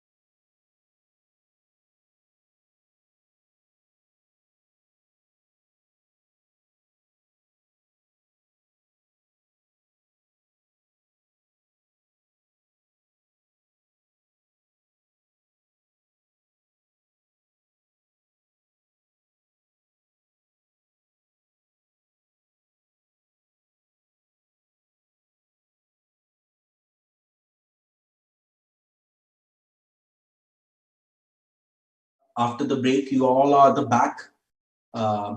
You can say that with the refreshing energy. Friends, in the last class, Mr. Aman, either from the Ahmedabad or from the Delhi, asked me that the paper is not available. So I must tell you that the paper is available on a website right now. So you can capture the paper from there. And I already opened the paper for you. Why I open it? So that I can let you see the question which is we are going to solve is exactly the same what was asked in the examination. Read the requirement along with me of this particular question, and then we read the requirement of the question asked in the examination. There are only three differences. The first difference is rather using the word water utility services, they use the word jal. Second, they change the city. Third, amounts are obviously changed. Third, rather than using the name water bottle operation, they use the word water packing operation. Bottle की जगह पे word packing कर दिया. Rest entire question is same. Only one line is additionally added that I also showed to you. So what you need to do in the question? You need to evaluate the financial performance of the water utility services using the EVA and advise how same can be enhanced. Friends, you might remember that after solving the two questions, then we studied a box in which the three method of enhancing the EVA is written. But here in this particular question, only the two method of enhancing the EVA is applicable. What are those? Number one, selling the underutilized or non-utilized capital assets. And second, focusing on the NOPAT. The NOPAT shall be increased. Don't worry, when we study the case while answering, I'll discuss these points. Okay. The second requirement of the question, you need to assess whether the water utility services comply with the acceptable ROCE level or not. There may be some kind of a limitation or a regulation that ROCE shall not be more than this. Obviously, water is a swornier function. It is a responsibility of government to ensure that everyone must get the drinkable, clean water. So, government regulator may put some sort of limit or upper cap that ROCE cannot be more than this. So, we need to check whether the company is presently earning less than that or more than that. Okay. Further, advice on how to improve the profitability. Again, the similar sort of the question that how the profitability can be enhanced or how the value addition can be enhanced. But obviously, the sense will be different. Here, we need to write it specifically from the sense of the EVA, but here we need to write it from the sense of the overall company, that how the profitability of company can be improved. Okay. Now, I'll take you to the question paper to read the requirement. Okay. You can see it's entirely same question, even though they don't change the setup as well. The setup is also same. No doubt the amounts are not exactly same. There is some differentiation in that. Okay, now read the requirement along with me. The first requirement, calculate EVA of the company for a particular year based upon the above information. What was asked in the question which we are going to solve? In the question which we are going to solve, it was asked compute EVA and evaluate the financial performance. Here also it is asked, but here the evaluation is asked in the next part. You need to evaluate the financial performance. Further, assess whether the JCDSL comply with acceptable level of the ROCE or not.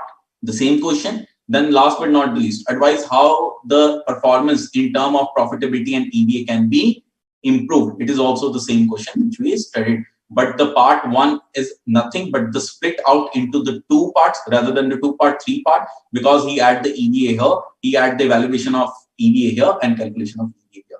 So the question which we are going to solve is exactly the examination question. Okay. The one change which is there, I'll show you after solving this particular question. I'll keep in my mind that I promise you to show, so I'll show that particular change. Now read the question along with me. Please, my dear friend, we have a limited time. So we'll not get an opportunity to read question twice. Otherwise, I always prefer that my friends must read the question twice so that they must be clear with the fact. Due to the limited time, we must read critically on a first reading itself. Okay, friends, please read it.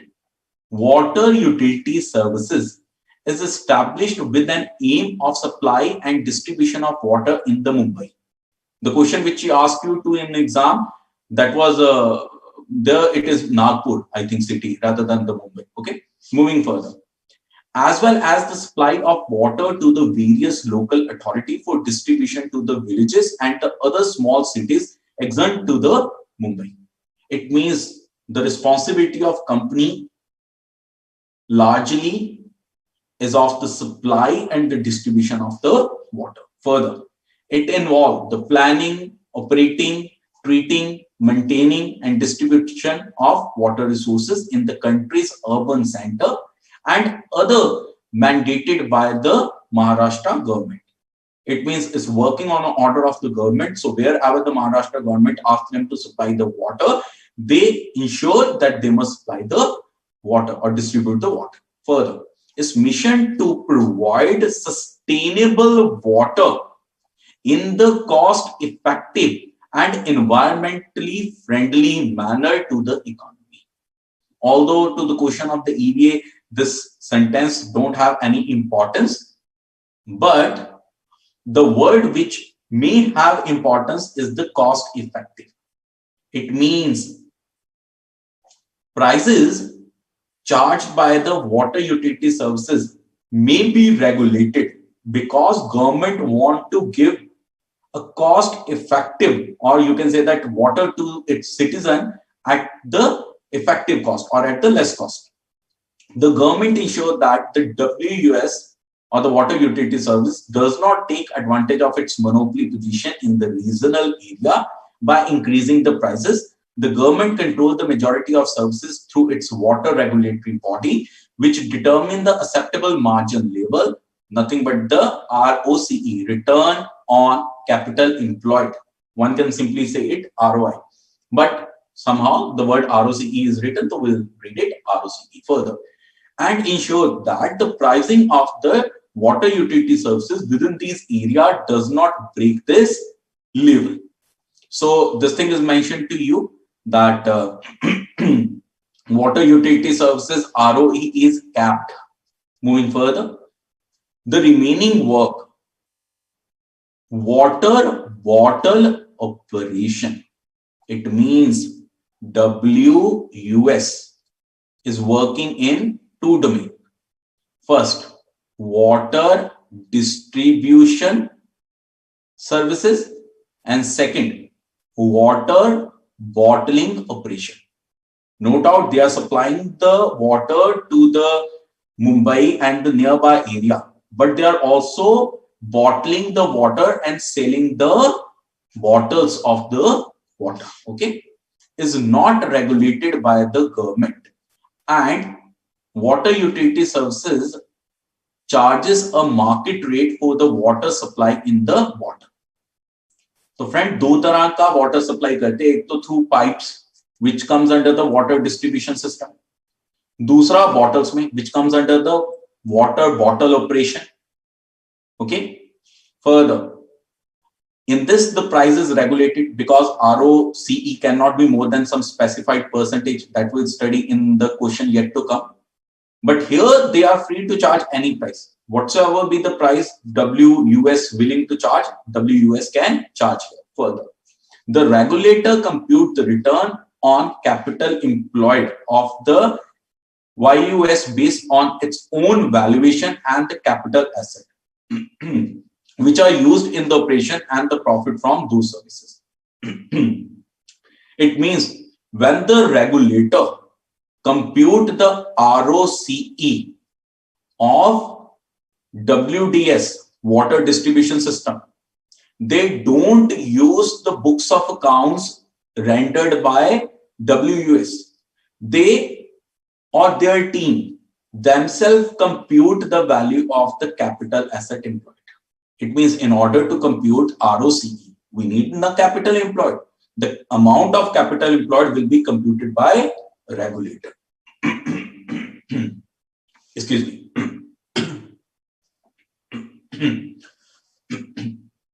Further, acceptable level of the ROCE set by regulator is the 7%.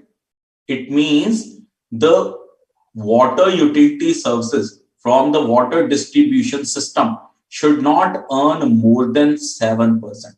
Although there is a no cap in the water bottling operation. Further, if WUS breach this level, then the company would penalize. इसका मतलब अगर WDS ने 7% से ज्यादा कमाया, then there will be penalty on the WDS. YUS board trying to improve the performance for the benefit of the shareholder. If we need to measure the return for the shareholder, the value addition for the shareholder, which measure we can use? We can use the EVA. In order to communicate the objective of maximizing the shareholder wealth, the director have decided to consider the EVA as key performance indicator. This is what we said based upon the last line.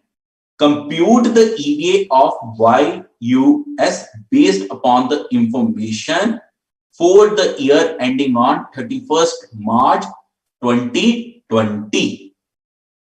So this data is given to you, and based upon this data, you need to compute the EVA.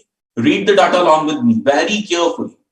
Revenue of both the operation are given. This is the water distribution, which is nothing but the regulated business, where your ROCE shall not be more than 7%. And this is the water bottle operation, which is a non-regulated business. Here, the decision of charging the price is taken by the company itself. Can you compute the operating profitability? Simply see, by selling the water of 555 crores, the distribution operation only earns 95 crore. But by selling the water bottle of 186 crore, the water bottle operation earns 67 crore. It means if I consider operating margin, all the gross profit or the operating profit margin ratio, it is high in case of WBO, but low in case of WDO. Now for our ease, in the remaining question, we'll say distribution and bottles. Okay. So margin in the bottle, earning in the bottle is more rather than the earning or margin in the distribution. D. Further, the total revenue is given to you, then total operating cost given to you, total operating profit is also given to you. The finance cost means the interest is given to you, then the tax is given to you, but this tax is not important for me because we already studied that if we start calculating from the operating profit and we wish to reach to the NOPAT, then what we need to do? We need to reduce adjusted taxes. And how the adjusted taxes will be computed? Adjusted taxes computed two things: the taxes paid and taxes on interest. Friend, this is the tax according to your accounting income. This is not the tax paid to the government. We'll read the further question. We may get the data regarding the taxes paid to the government. Okay. And tax on the interest can easily be calculated. How it can be calculated? 30% on the financial charge, which is the 46. Okay. Moving further, the PAT is given to you. Audited accounts of the company. The capital is given to you. This is the capital employed for year 2018-2019. This is the capital employed for the year 2019 and 2020. Although it is not mentioned whether it's opening or a closing capital, so obviously for our ease, we have to believe that it is the opening capital. Okay. Because in the EVA, we require the opening capital. So we believe that it will be our opening capital. Okay. Or we can also believe likewise it is our closing capital. If we take a presumption, okay, we take a presumption it is our closing capital. If we take a presumption that it is our closing capital, so it will be capital as on 31st of March 2019. If it is a capital as on 31st of March, because it is given for the year 2018-2019. Obviously, it is a closing capital, friends. There is a hint also given to us. What is the hint? That this data is given to you, the information is given to you for the year ending 31st March 2020. It means this capital is on 31st March 2020 and this capital is on the 31st March 2019. And we are going to compute the EVA for the year 2019 and 2020. So we'll consider this capital. Which capital is relevant for us? 1495. Further, determined by the regulator for the WDO operation only, because in the regulated operation there is a limitation of the ROCE. Hence, in order to compute the ROCE, we need to take the capital employed calculated by the regulator, and regulator computed these two capital. This is the capital for the year 19 and 20. This is the capital for the year 18 and 19. Closing, again closing. Okay. So we can take either this particular capital or we can take the average of the two. Okay. Furthermore, operating cost include for the year 2019 and 2018-2019. This data is given to you. You already studied this chart with me, in which you studied that which of the thing need to be added and which of the thing need to be reduced. Let's quickly revise the chart so that we can capture the question in a good manner. Accounting depreciation need to be added back. Economic depreciation need to be reduced. Increase in provision need to be added back. Reduction in provision need to be reduced. Advertisement, R&D, employee training need to be added back. But if there is the amortization, need to be reduced. Then the operating lease rental need to be added back, but the amortization or depreciation on the leased asset need to be reduced. The non-cash expenditure need to be added back. Now move to the question. Depreciation, nothing is mentioned, but in the second point, economic depreciation is quoted. So obviously this is the accounting depreciation, and accounting depreciation shall be added back. So this 118 will be added back. The provision for doubtful debt again need to be added back, because by making provision there is no outflow of the cash. The cash level remains same. Hence profit shall not be reduced. Cash profit will not. You might remember while studying what shall be the treatment of the depreciation and other things, we studied this thing here, that the depreciation needed to be adjusted in the previous period. You might remember. And I mentioned this thing that we can see the implication from one of the line, although it will not be tested, but we can see the implication. The implication is directly given to you that in the year 18 and 19, the economic depreciation is also 140. It is exactly similar to the accounting depreciation. If in the previous year there is a difference between the accounting and the economic depreciation, then obviously we need to adjust the opening capital here. तो यहाँ पे हमें opening capital में adjustment करनी पड़ती है. Okay, friends, now move further. The current tax paid. You might remember while discussing here that what shall be the treatment, we mentioned that this tax is not useful for us because it is on the accounting income. But what we need to consider basically the taxes paid, because if we are computing the NOPAT directly from the operating profit, which is given in this case, the operating profit. If we start from this in order to compute the NOPAT, then we need to reduce the adjusted taxes. And the first component in the adjusted taxes is what? The taxes paid rather than the taxes on the accounting income. And the taxes paid in this particular question is how much? The taxes paid in this particular question is 18 crores. Further, the deferred tax provision, which is the 16.80 crores. Friend, the taxes which we paid are the current taxes, may be different from the accounting taxes on the accounting profit. And the difference is nothing but the deferred tax provision. And it's mentioned that it is already adjusted. Hence, this line simply can be ignored. Moving further, there was no deferred tax balance before 2019 and 2020. It means in the previous year also we need not to adjust anything. The provision for doubtful debt was 9 crore in the year 2019 and 2020 balance sheet. Now, this thing is important. Friends, when on the 31st of March 2020, we prepare the balance sheet, then the provision amount is 9 crore. And during the year 19 and 20, how much of the provision we create? You can see here, 4 crore.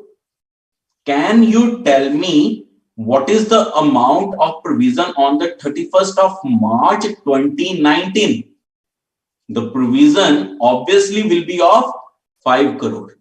Because in this year, we make the additional provision of 4. So 4 plus 5 become 9. I hope this thing is clear to you. एक बार दोबारा सुन लीजिए. क्या कहते हैं? साल के and में, at the closing of the financial year, the provision is of 9 crore. और during the year provision कितनी बनाई है? 4 crore. तो इसका मतलब साल के शुरू में कितनी प्रोविजन थी? 5 crore. Now you may ask, sir, what is the utility of computing 5 crore? Friends, जब यहां पे ये कैपिटल कंप्यूट करी होगी, which is 1495, how they computed this? Obviously, they add up all the total asset, then reduce the current liability. So they may also reduce this 5 crore rupees. Now what we need to do? We will not take only opening capital, we'll take adjusted opening capital. Hence we add back this 5 crore. Anjali, you asked this question that while we discussing that what are the adjustment, you mentioned that it is not clear to you that how to adjust it in the capital. So I'm explaining it once again. You must be focused while learning this concept. Okay. So यहाँ पे the 5 crore which we computed, that is need to be added back to the opening capital, friends. Okay. Further, the research and development has not capitalized. Hence, it means it is need to be capitalized further. It belongs to some new project which will be developed over the 5 year and expected to be the long run benefit. The 2019 is the first year of this particular project.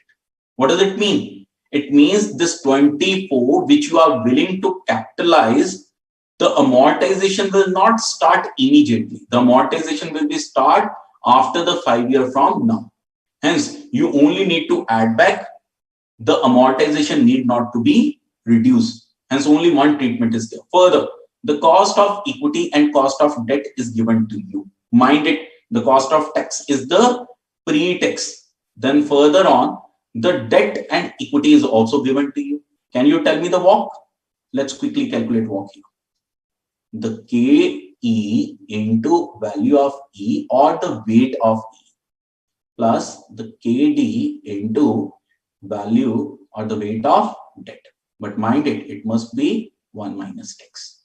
And the tax rate is given to you already 30%. Okay. So it is 14% into 45, which is the weight, plus 6, 1 minus 30%,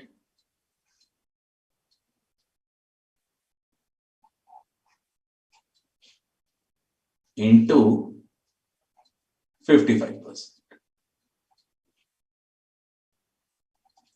It will be 8.61%. Okay, friends, the WACC can be computed easily by multiplying the weight of equity to the cost of equity and then multiplying post tax cost of debt to the weight of debt and adding the both. Okay. Friends, now we need to compute the EVA. We read the entire question. There are 6 or 7 adjustments to the operating profit to compute the PAT, and there are one adjustment which is here to the capital, and there is another adjustment to the capital which is the non-cash item of the previous year. Because while I explained the non-cash item to you, I mentioned like during the year, whatsoever be the non-cash item that you need to add back to the capital employed, but it will be added back to the closing capital employed. So here the 12 crore is the added back to the closing capital employed of the previous year. It means the opening capital employed will be changed. एक बार दोबारा बोल देता हूं दोस्त, यहां पे जब आपने ये 1495 निकाला होगा तो अकाउंटिंग वे में निकाला होगा. It means you didn't consider this 12 crore rupees because 12 crore को तो आपने previous year में क्या मान लिया होगा 1y-1 में you treated it as an your expenditure, but you should not treat it as your expenditure because cash not moved out, cash is still with you. Hence the capital with you is not 1495, it is 1495 plus 12 plus 5. Hence there are 2 adjustments in the capital employed. Okay, now I believe that you remember the fact of the question. We are going to solve the question. Don't worry, where we feel that we need to see the question again, we'll come back and see the question. Okay, now firstly we are going to solve the NOPAT.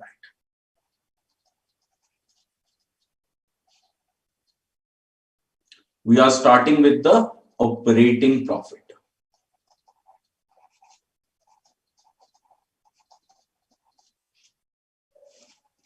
The operating profit is 162. That is given to you in the question. You need to add back accounting depreciation. Accounting depreciation was 118. Then you need to add back. I'll show you once again. Okay. You need to add these 4 items, friends. Depreciation, provision for doubtful debt, R&D, and non-cash items. Okay, let's quickly add these. Then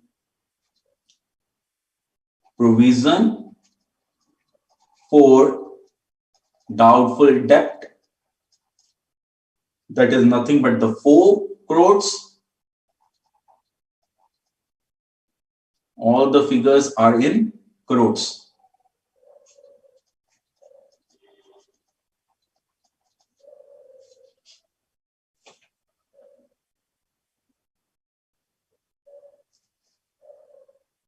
Yes, someone is sending the answer as well. Good.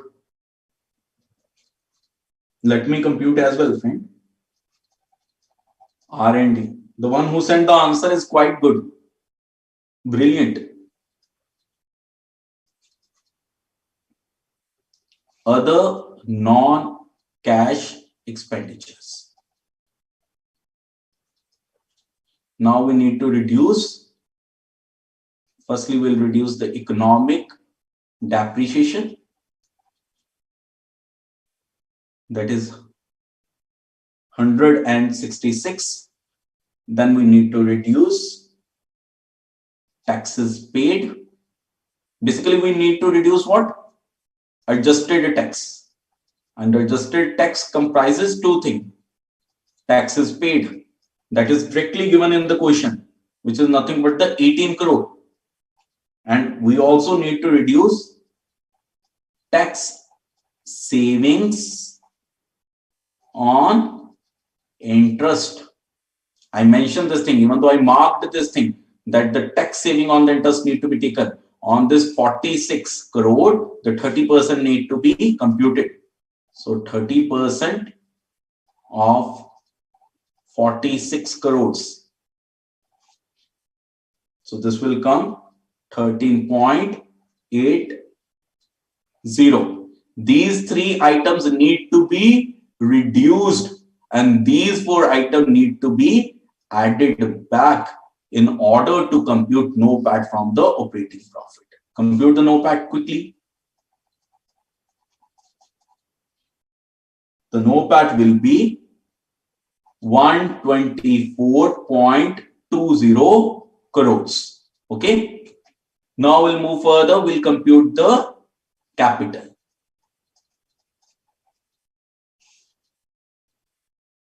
Adjusted opening capital employed. This is what we want to compute. Okay. The opening capital is given to you. Opening capital for year 2019 and 2020. It will be the closing capital of the 18 and 19. What is the amount? The amount is 1495. Further, addition of provision for doubtful debt on the balance sheet date. The date on which we are taking this value now, on the same date, what is the value of the provision? Because while computing the capital employed, we took all the total asset, then reduced the current liability directly from the total asset.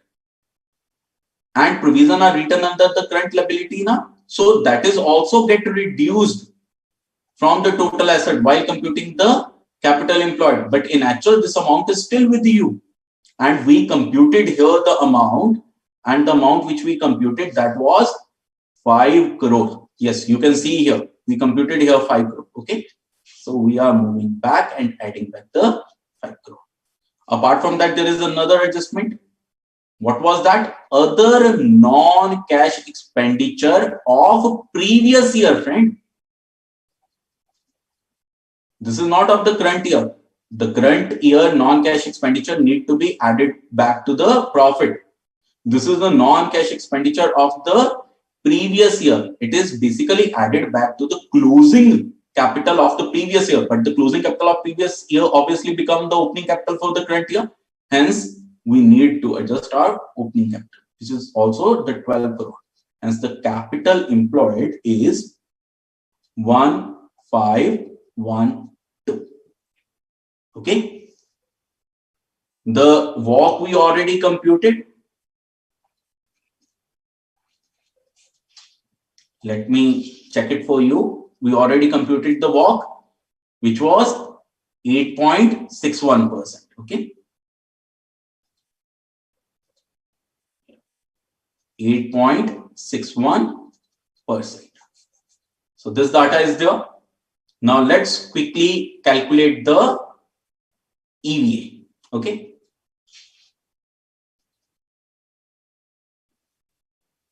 Calculate the EVA. What is the formula for EVA? NOPAT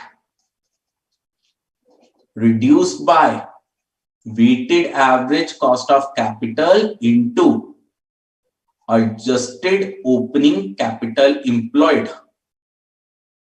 Adjusted opening capital employed, you computed along with me. 1512. The WACC you computed along with me. It's also computed above, 8.61%.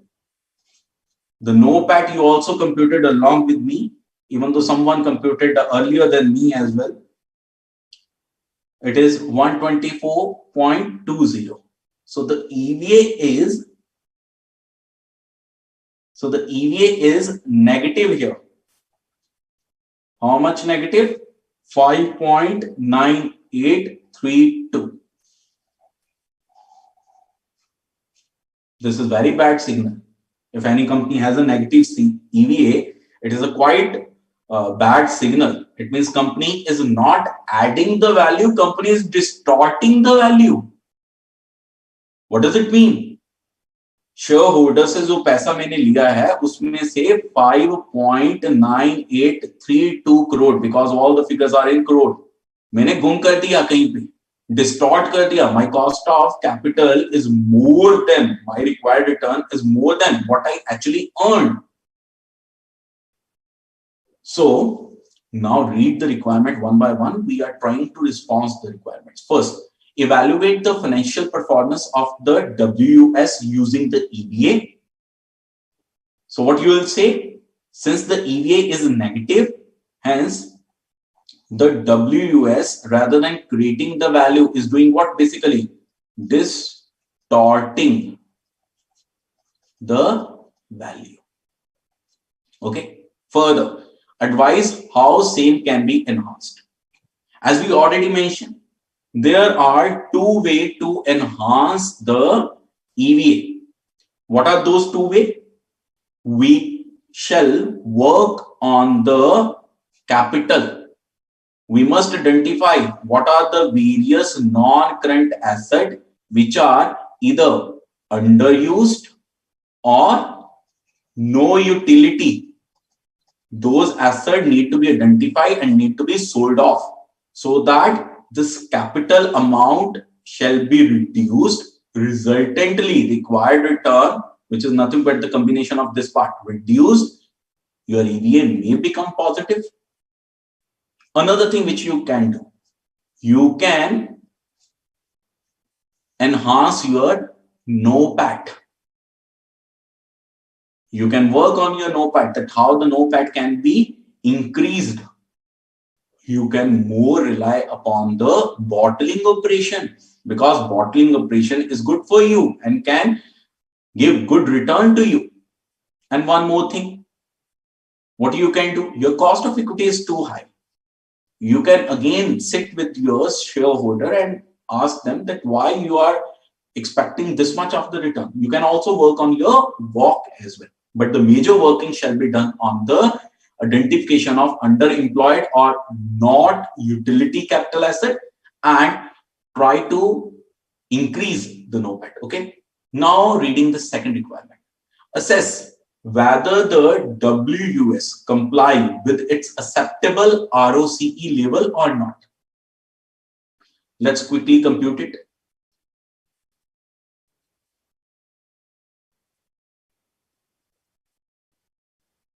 Friends, the revenue is given to you of this WDO. The operating cost is reduced from that. Hence, the operating profit is computed for you, which you need to use in order to compute the ROCE. And at the same time, the capital is also given to you. So the ROCE for the WDO is for the year 19 and 20 is 95 crores divided by. Now here your choice come into the play. You may take the 1422 crores, or you may take 95 divided by 1422 plus 1558 divided by 2 average. This is purely your choice, which one you wish to take. Into 100. So this will come 6.68%. And if you solve in the second mechanism, the answer will be 6.37%. And what was the limit upper cap? 7%. And how much you are earning? 6.68 or 6.37.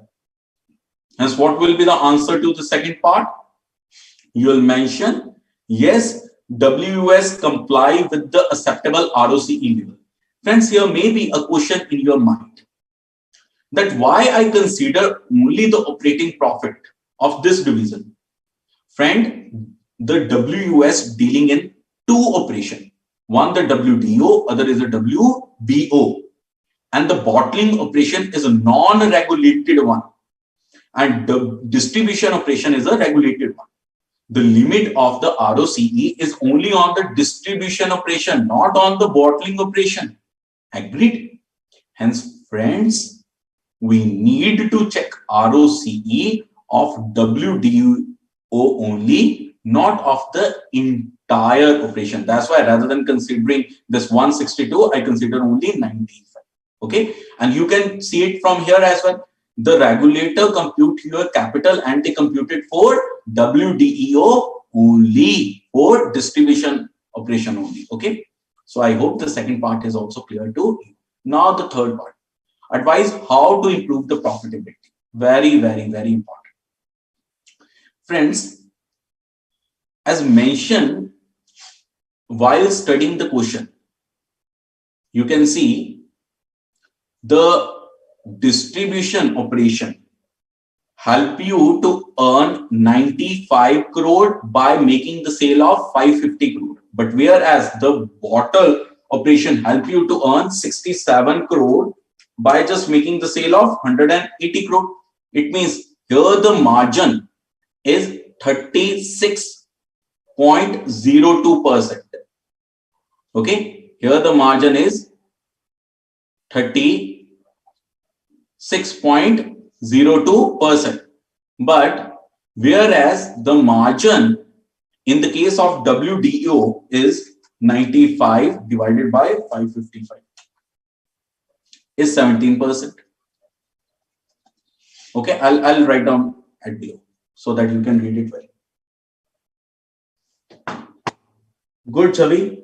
You are calculating fine. Sorry, I didn't saw your answer. Actually, I was engaged in explaining the answer only. Margin of WDO and WBO. In the WDO, we earn 95 crore by making the sale of 550 crores. In the WBO, we earn 67 crore by making the sale of 186. Here the margin rate, operating profit rate is 17.11%. But here the margin rate or the operating profit rate is 36%. So obviously, what you will try to do, you will try to invest more in the bottling operation. So what company can do? Company can consider WDO as a reliable source of the cash flow because it's regulated. And if you see my total revenue, then you can witness this thing, around 75% revenue is coming from WDO, 555 against the total revenue. This can easily be seen. It means I can rely upon WDO operation and use the cash which is generated in WDO operation to buy the asset for the WBO. It means I must expand my bottling operation because in the bottling operation, I'm having the operating profit of 36%, but whereas in the WDO operation, I'm having the profitability only of the 17.11%. Apart from that, one more thing need to be done. The cap of ROCE in the WDO is 7%. And currently our ROCE is how much? 6.68%. Hence, there is still scope to improve of 0.32%. Hence, we must try to improve the profitability. We must try to identify the various variances which we are incurring under the WTO and try to, you can say that, remove those variances in order to enhance our profitability. Okay, so this will be the total answer to these requirements. Now, moving to the next question. We are only left with the 18-minute from our scheduled time.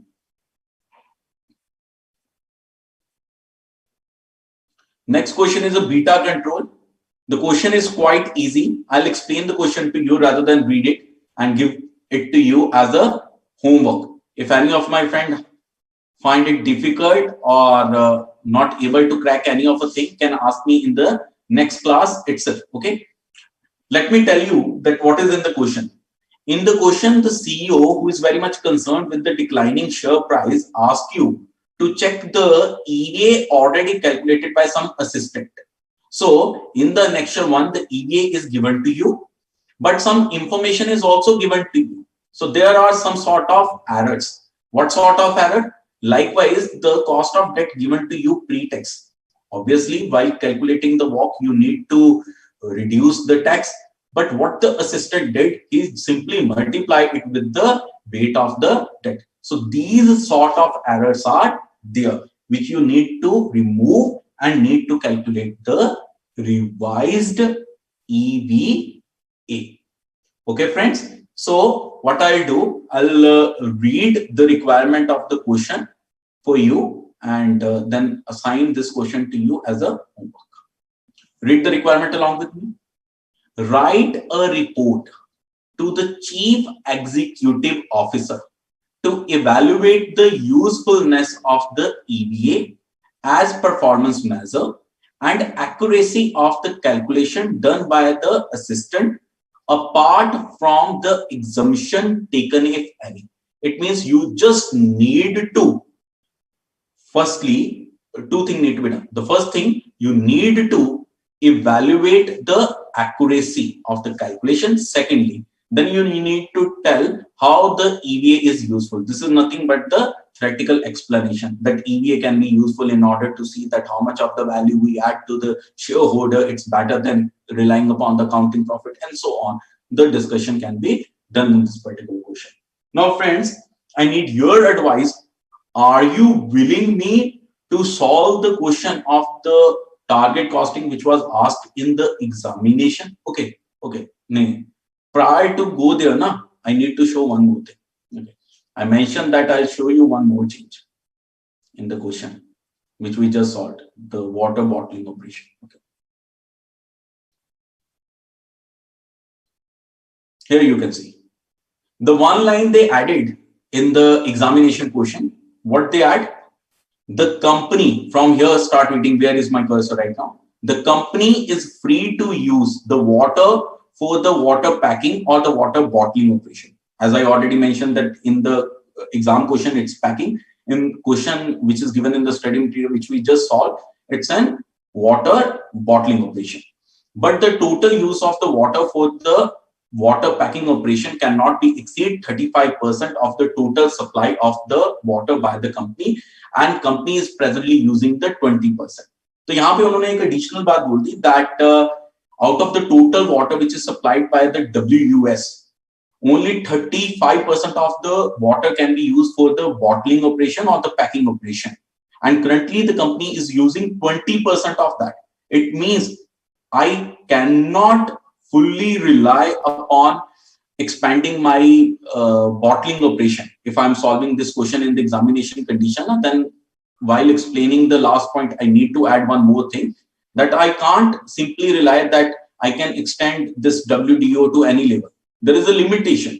Currently, the WDO or the WBO, currently the WBO is constituting 20% of the water consumption, but it can maximally up to the 35% of the water consumption. So there is a limit up till which we can grow it.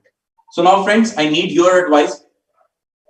Do you think that we need to move to the question of target costing which was asked in the November 2020 exam? We need to solve that question, or you feel instead of solving that particular question, we must continue with the further topic, although the further topic is the TBL and it's only the 30 minutes. So I don't wish to start this topic because otherwise, if we even though studied this particular topic, we'll not able to correlate again in the next lecture. We need to spend some time in the next lecture. So I wish that we must do it in the next lecture. So in the meantime, what we'll do a small theory which we left in the previous class, and then afterward we'll bind the today's class. Okay.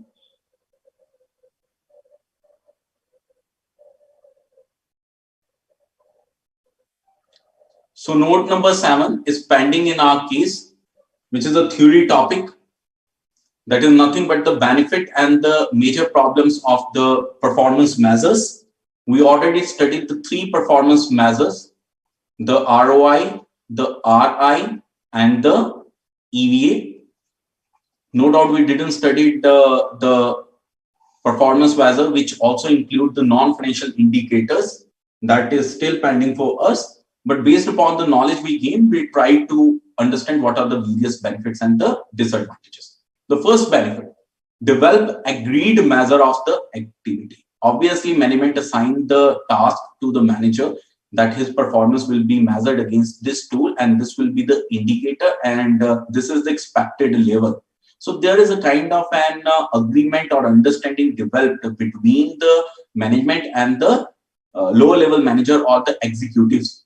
Hence, you can say that it develops the agreed measure. The measure is not imposed on the executive by the senior management. It's agreed among them. Further, define and clarify the objective of the organization. Obviously, if the organization establish the measure like ROI, etc., it means organization wishes to focus on the profitability.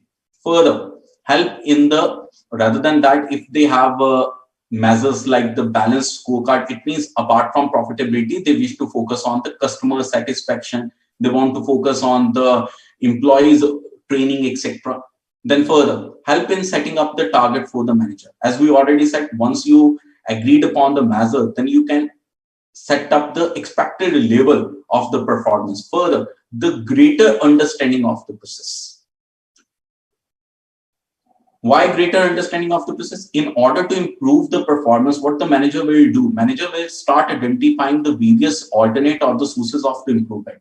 In this manner, he'll go into the nitty-gritty of the processes. So he'll get the better understanding of the process, and each process break down into the activity. The critical success factor identified means those activities which are value generating, and then the KPI are established for the critical success factor. Further, facilitating the comparison between the division. Obviously, the performance of two divisions can be easily compared. Like yes, in the previous class, we solved the question on the ROI and RI in order to compare the performance of the division. Further, promote the accountability to the stakeholder. The various stakeholders are there. Obviously, the financial performance measures are not best. In order to promote the accountability to the stakeholder, the other tools, the other measure like the balance scorecard, performance pyramid, the performance prism are the better to do so. Okay. The major limitation. Here, friend, you need to spend a minute along with me in order to understand these. These are very, very, very important. And in the current edition of your study material, no explanation is given. But in the upcoming study material, the explanation will be given, even though the paragraph will be written on each of the point. Hence, I tried to write a line for you so that you can understand these problems. The first, tunnel vision. What is basically tunnel vision? If with the open eye, I can see this much wide. If the defect of tunnel vision developed in the eye, then I can see only this much. I can't see wider picture. This is basically the tunnel vision defect according to ENT specialist, ear, nose, and throat specialist, or the eye specialist. Okay. Now, what happened in the company?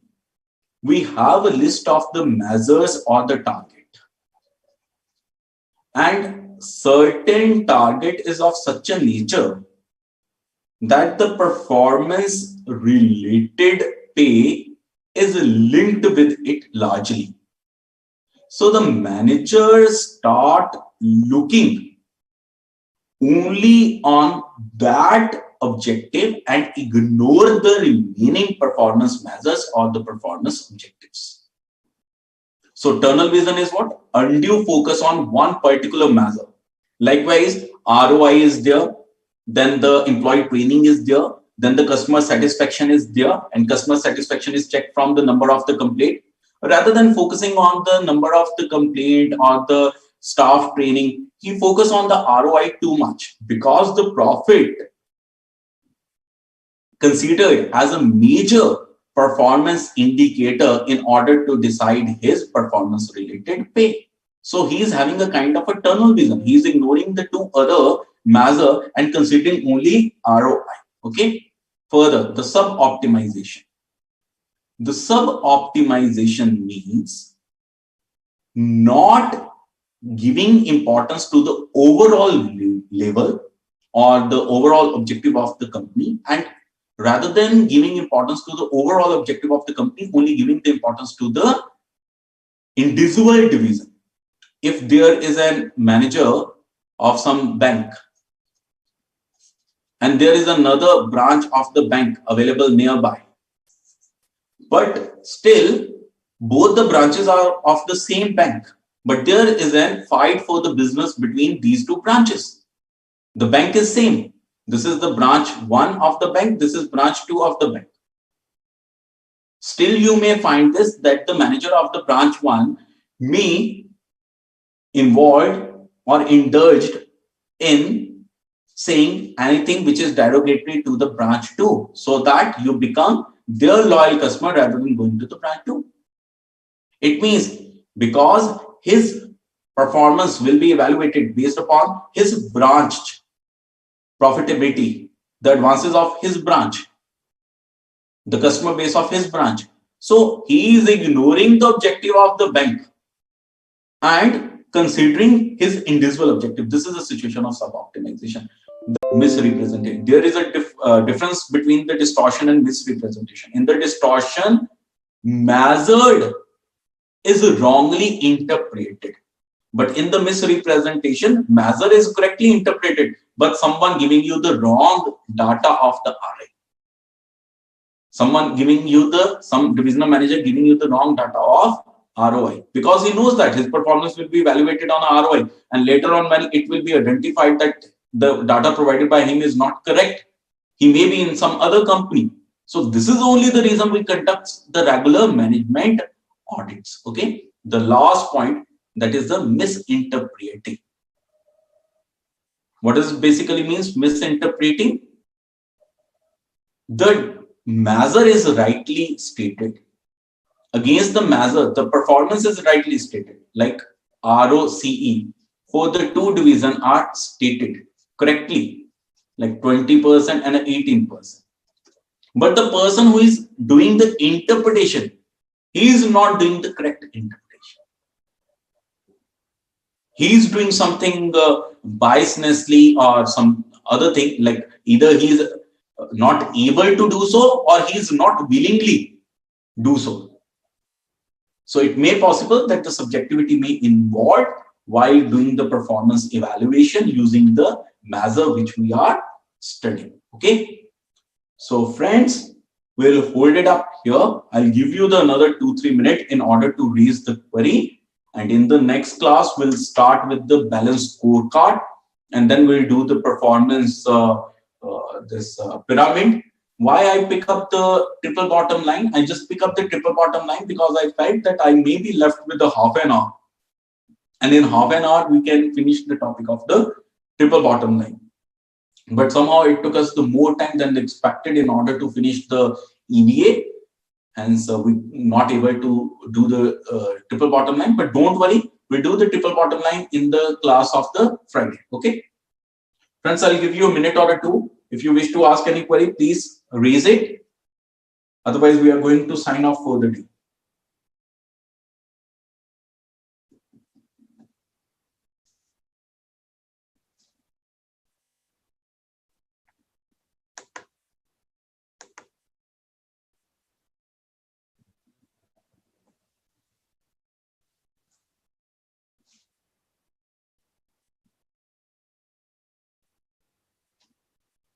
Friends, if you have any query, you can send me. Sir, your video is not available from Myopia. Misrepresentation. Are you able to listen me right now, Ravi? Kindly confirm quickly. I'll explain those points once again for you.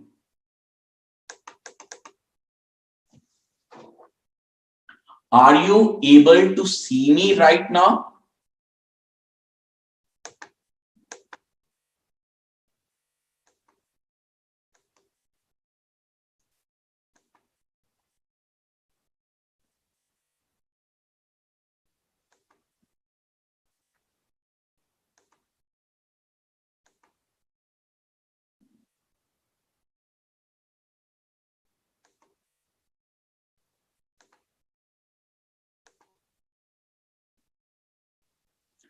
Ravi, I'm requesting you. Are you able to listen me right now? If you're able to listen me, please let me know. I'll explain the points again from the myopia if you miss out.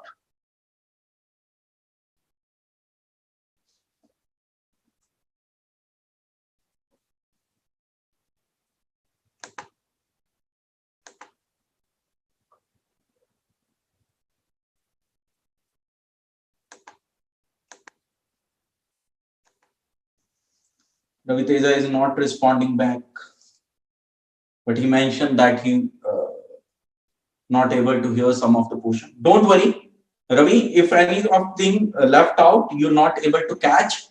Uh,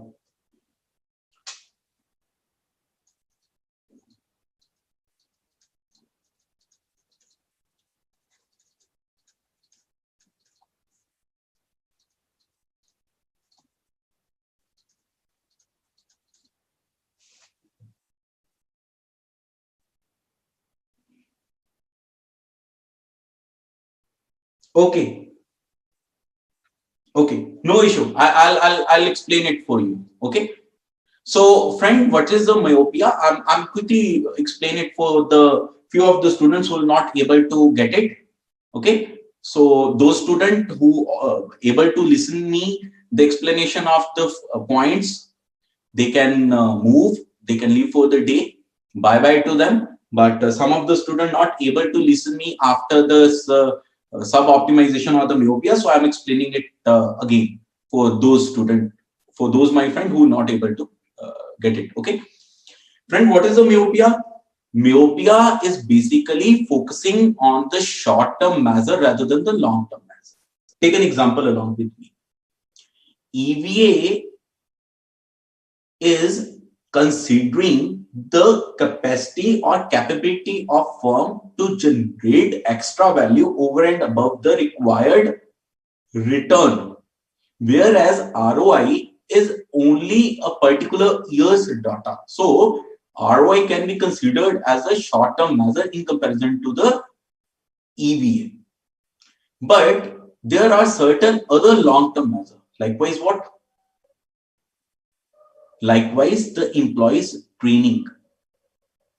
Likewise, the customer satisfaction. But you are ignoring those things. Why you are ignoring those things?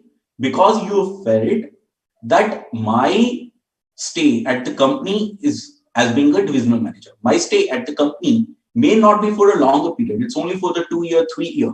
Hence, I must focus on the short-term aspect. You may be deferring the capital expenditure, like we solved one question of a high and five manager, division D and division Y. So this may be possible. Further, ossification. What is ossification? The measure which you are using, those measures are outdated. But still you are convenient with the outdated measure, hence you are not replacing them. It may be possible that the business directors or the director of the board or the board directors willing to go for the EVA, but you are letting them, you can say that understand or resisting to go to the EVA just by saying this thing. It's okay to compute the ROI, even though ROI is also capable to give the picture of the profitability. Why? Because you are convenient with the ROI, or you can say that you adjust your reporting pattern in such a manner that if the ROI is computed, it may be in your favor, but if the EVA is computed, it may not be in your favor. And one more thing may be there. And what is that? You don't wish to go to the new thing. Obviously, there is always a resistance to the change. Further, irrelevance. In the irrelevance, I took the example, Ravi, of this sustainability. If some business wish to be sustainable, what the company basically need to do, they must look after the employees training, the customer satisfaction. But still, they keep the performance objective, likewise increasing the ROI. Whether enhancing the profitability will improve the customer experience? No, it will not.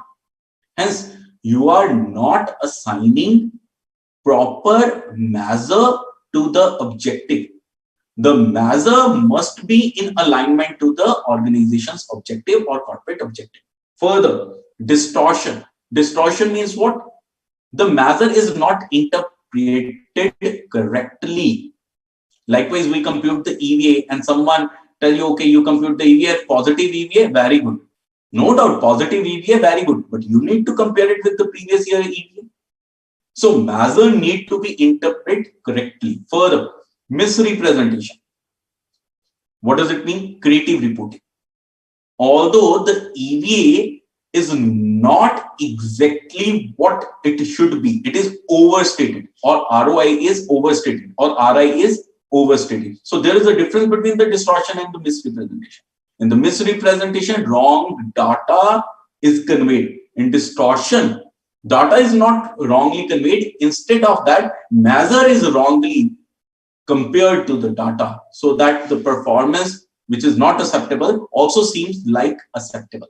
And last but not the least, the misinterpretation. The misinterpretation may be deliberately, or it may be due to the inability. The person not able to understand the measure, how he will interpret it. Someone who is not understand what is the performance prism, what is a building block, how I'll say that what the dimension of the building block wish to say. So he need to understand the measure first, only then he can interpret. Hence, there can be two sort of misinterpretation due to the non-capacity or due to the deliberation. Okay. So with this, we'll hold up for the day. Raman, I already explained. If still, okay, I'll mention it here.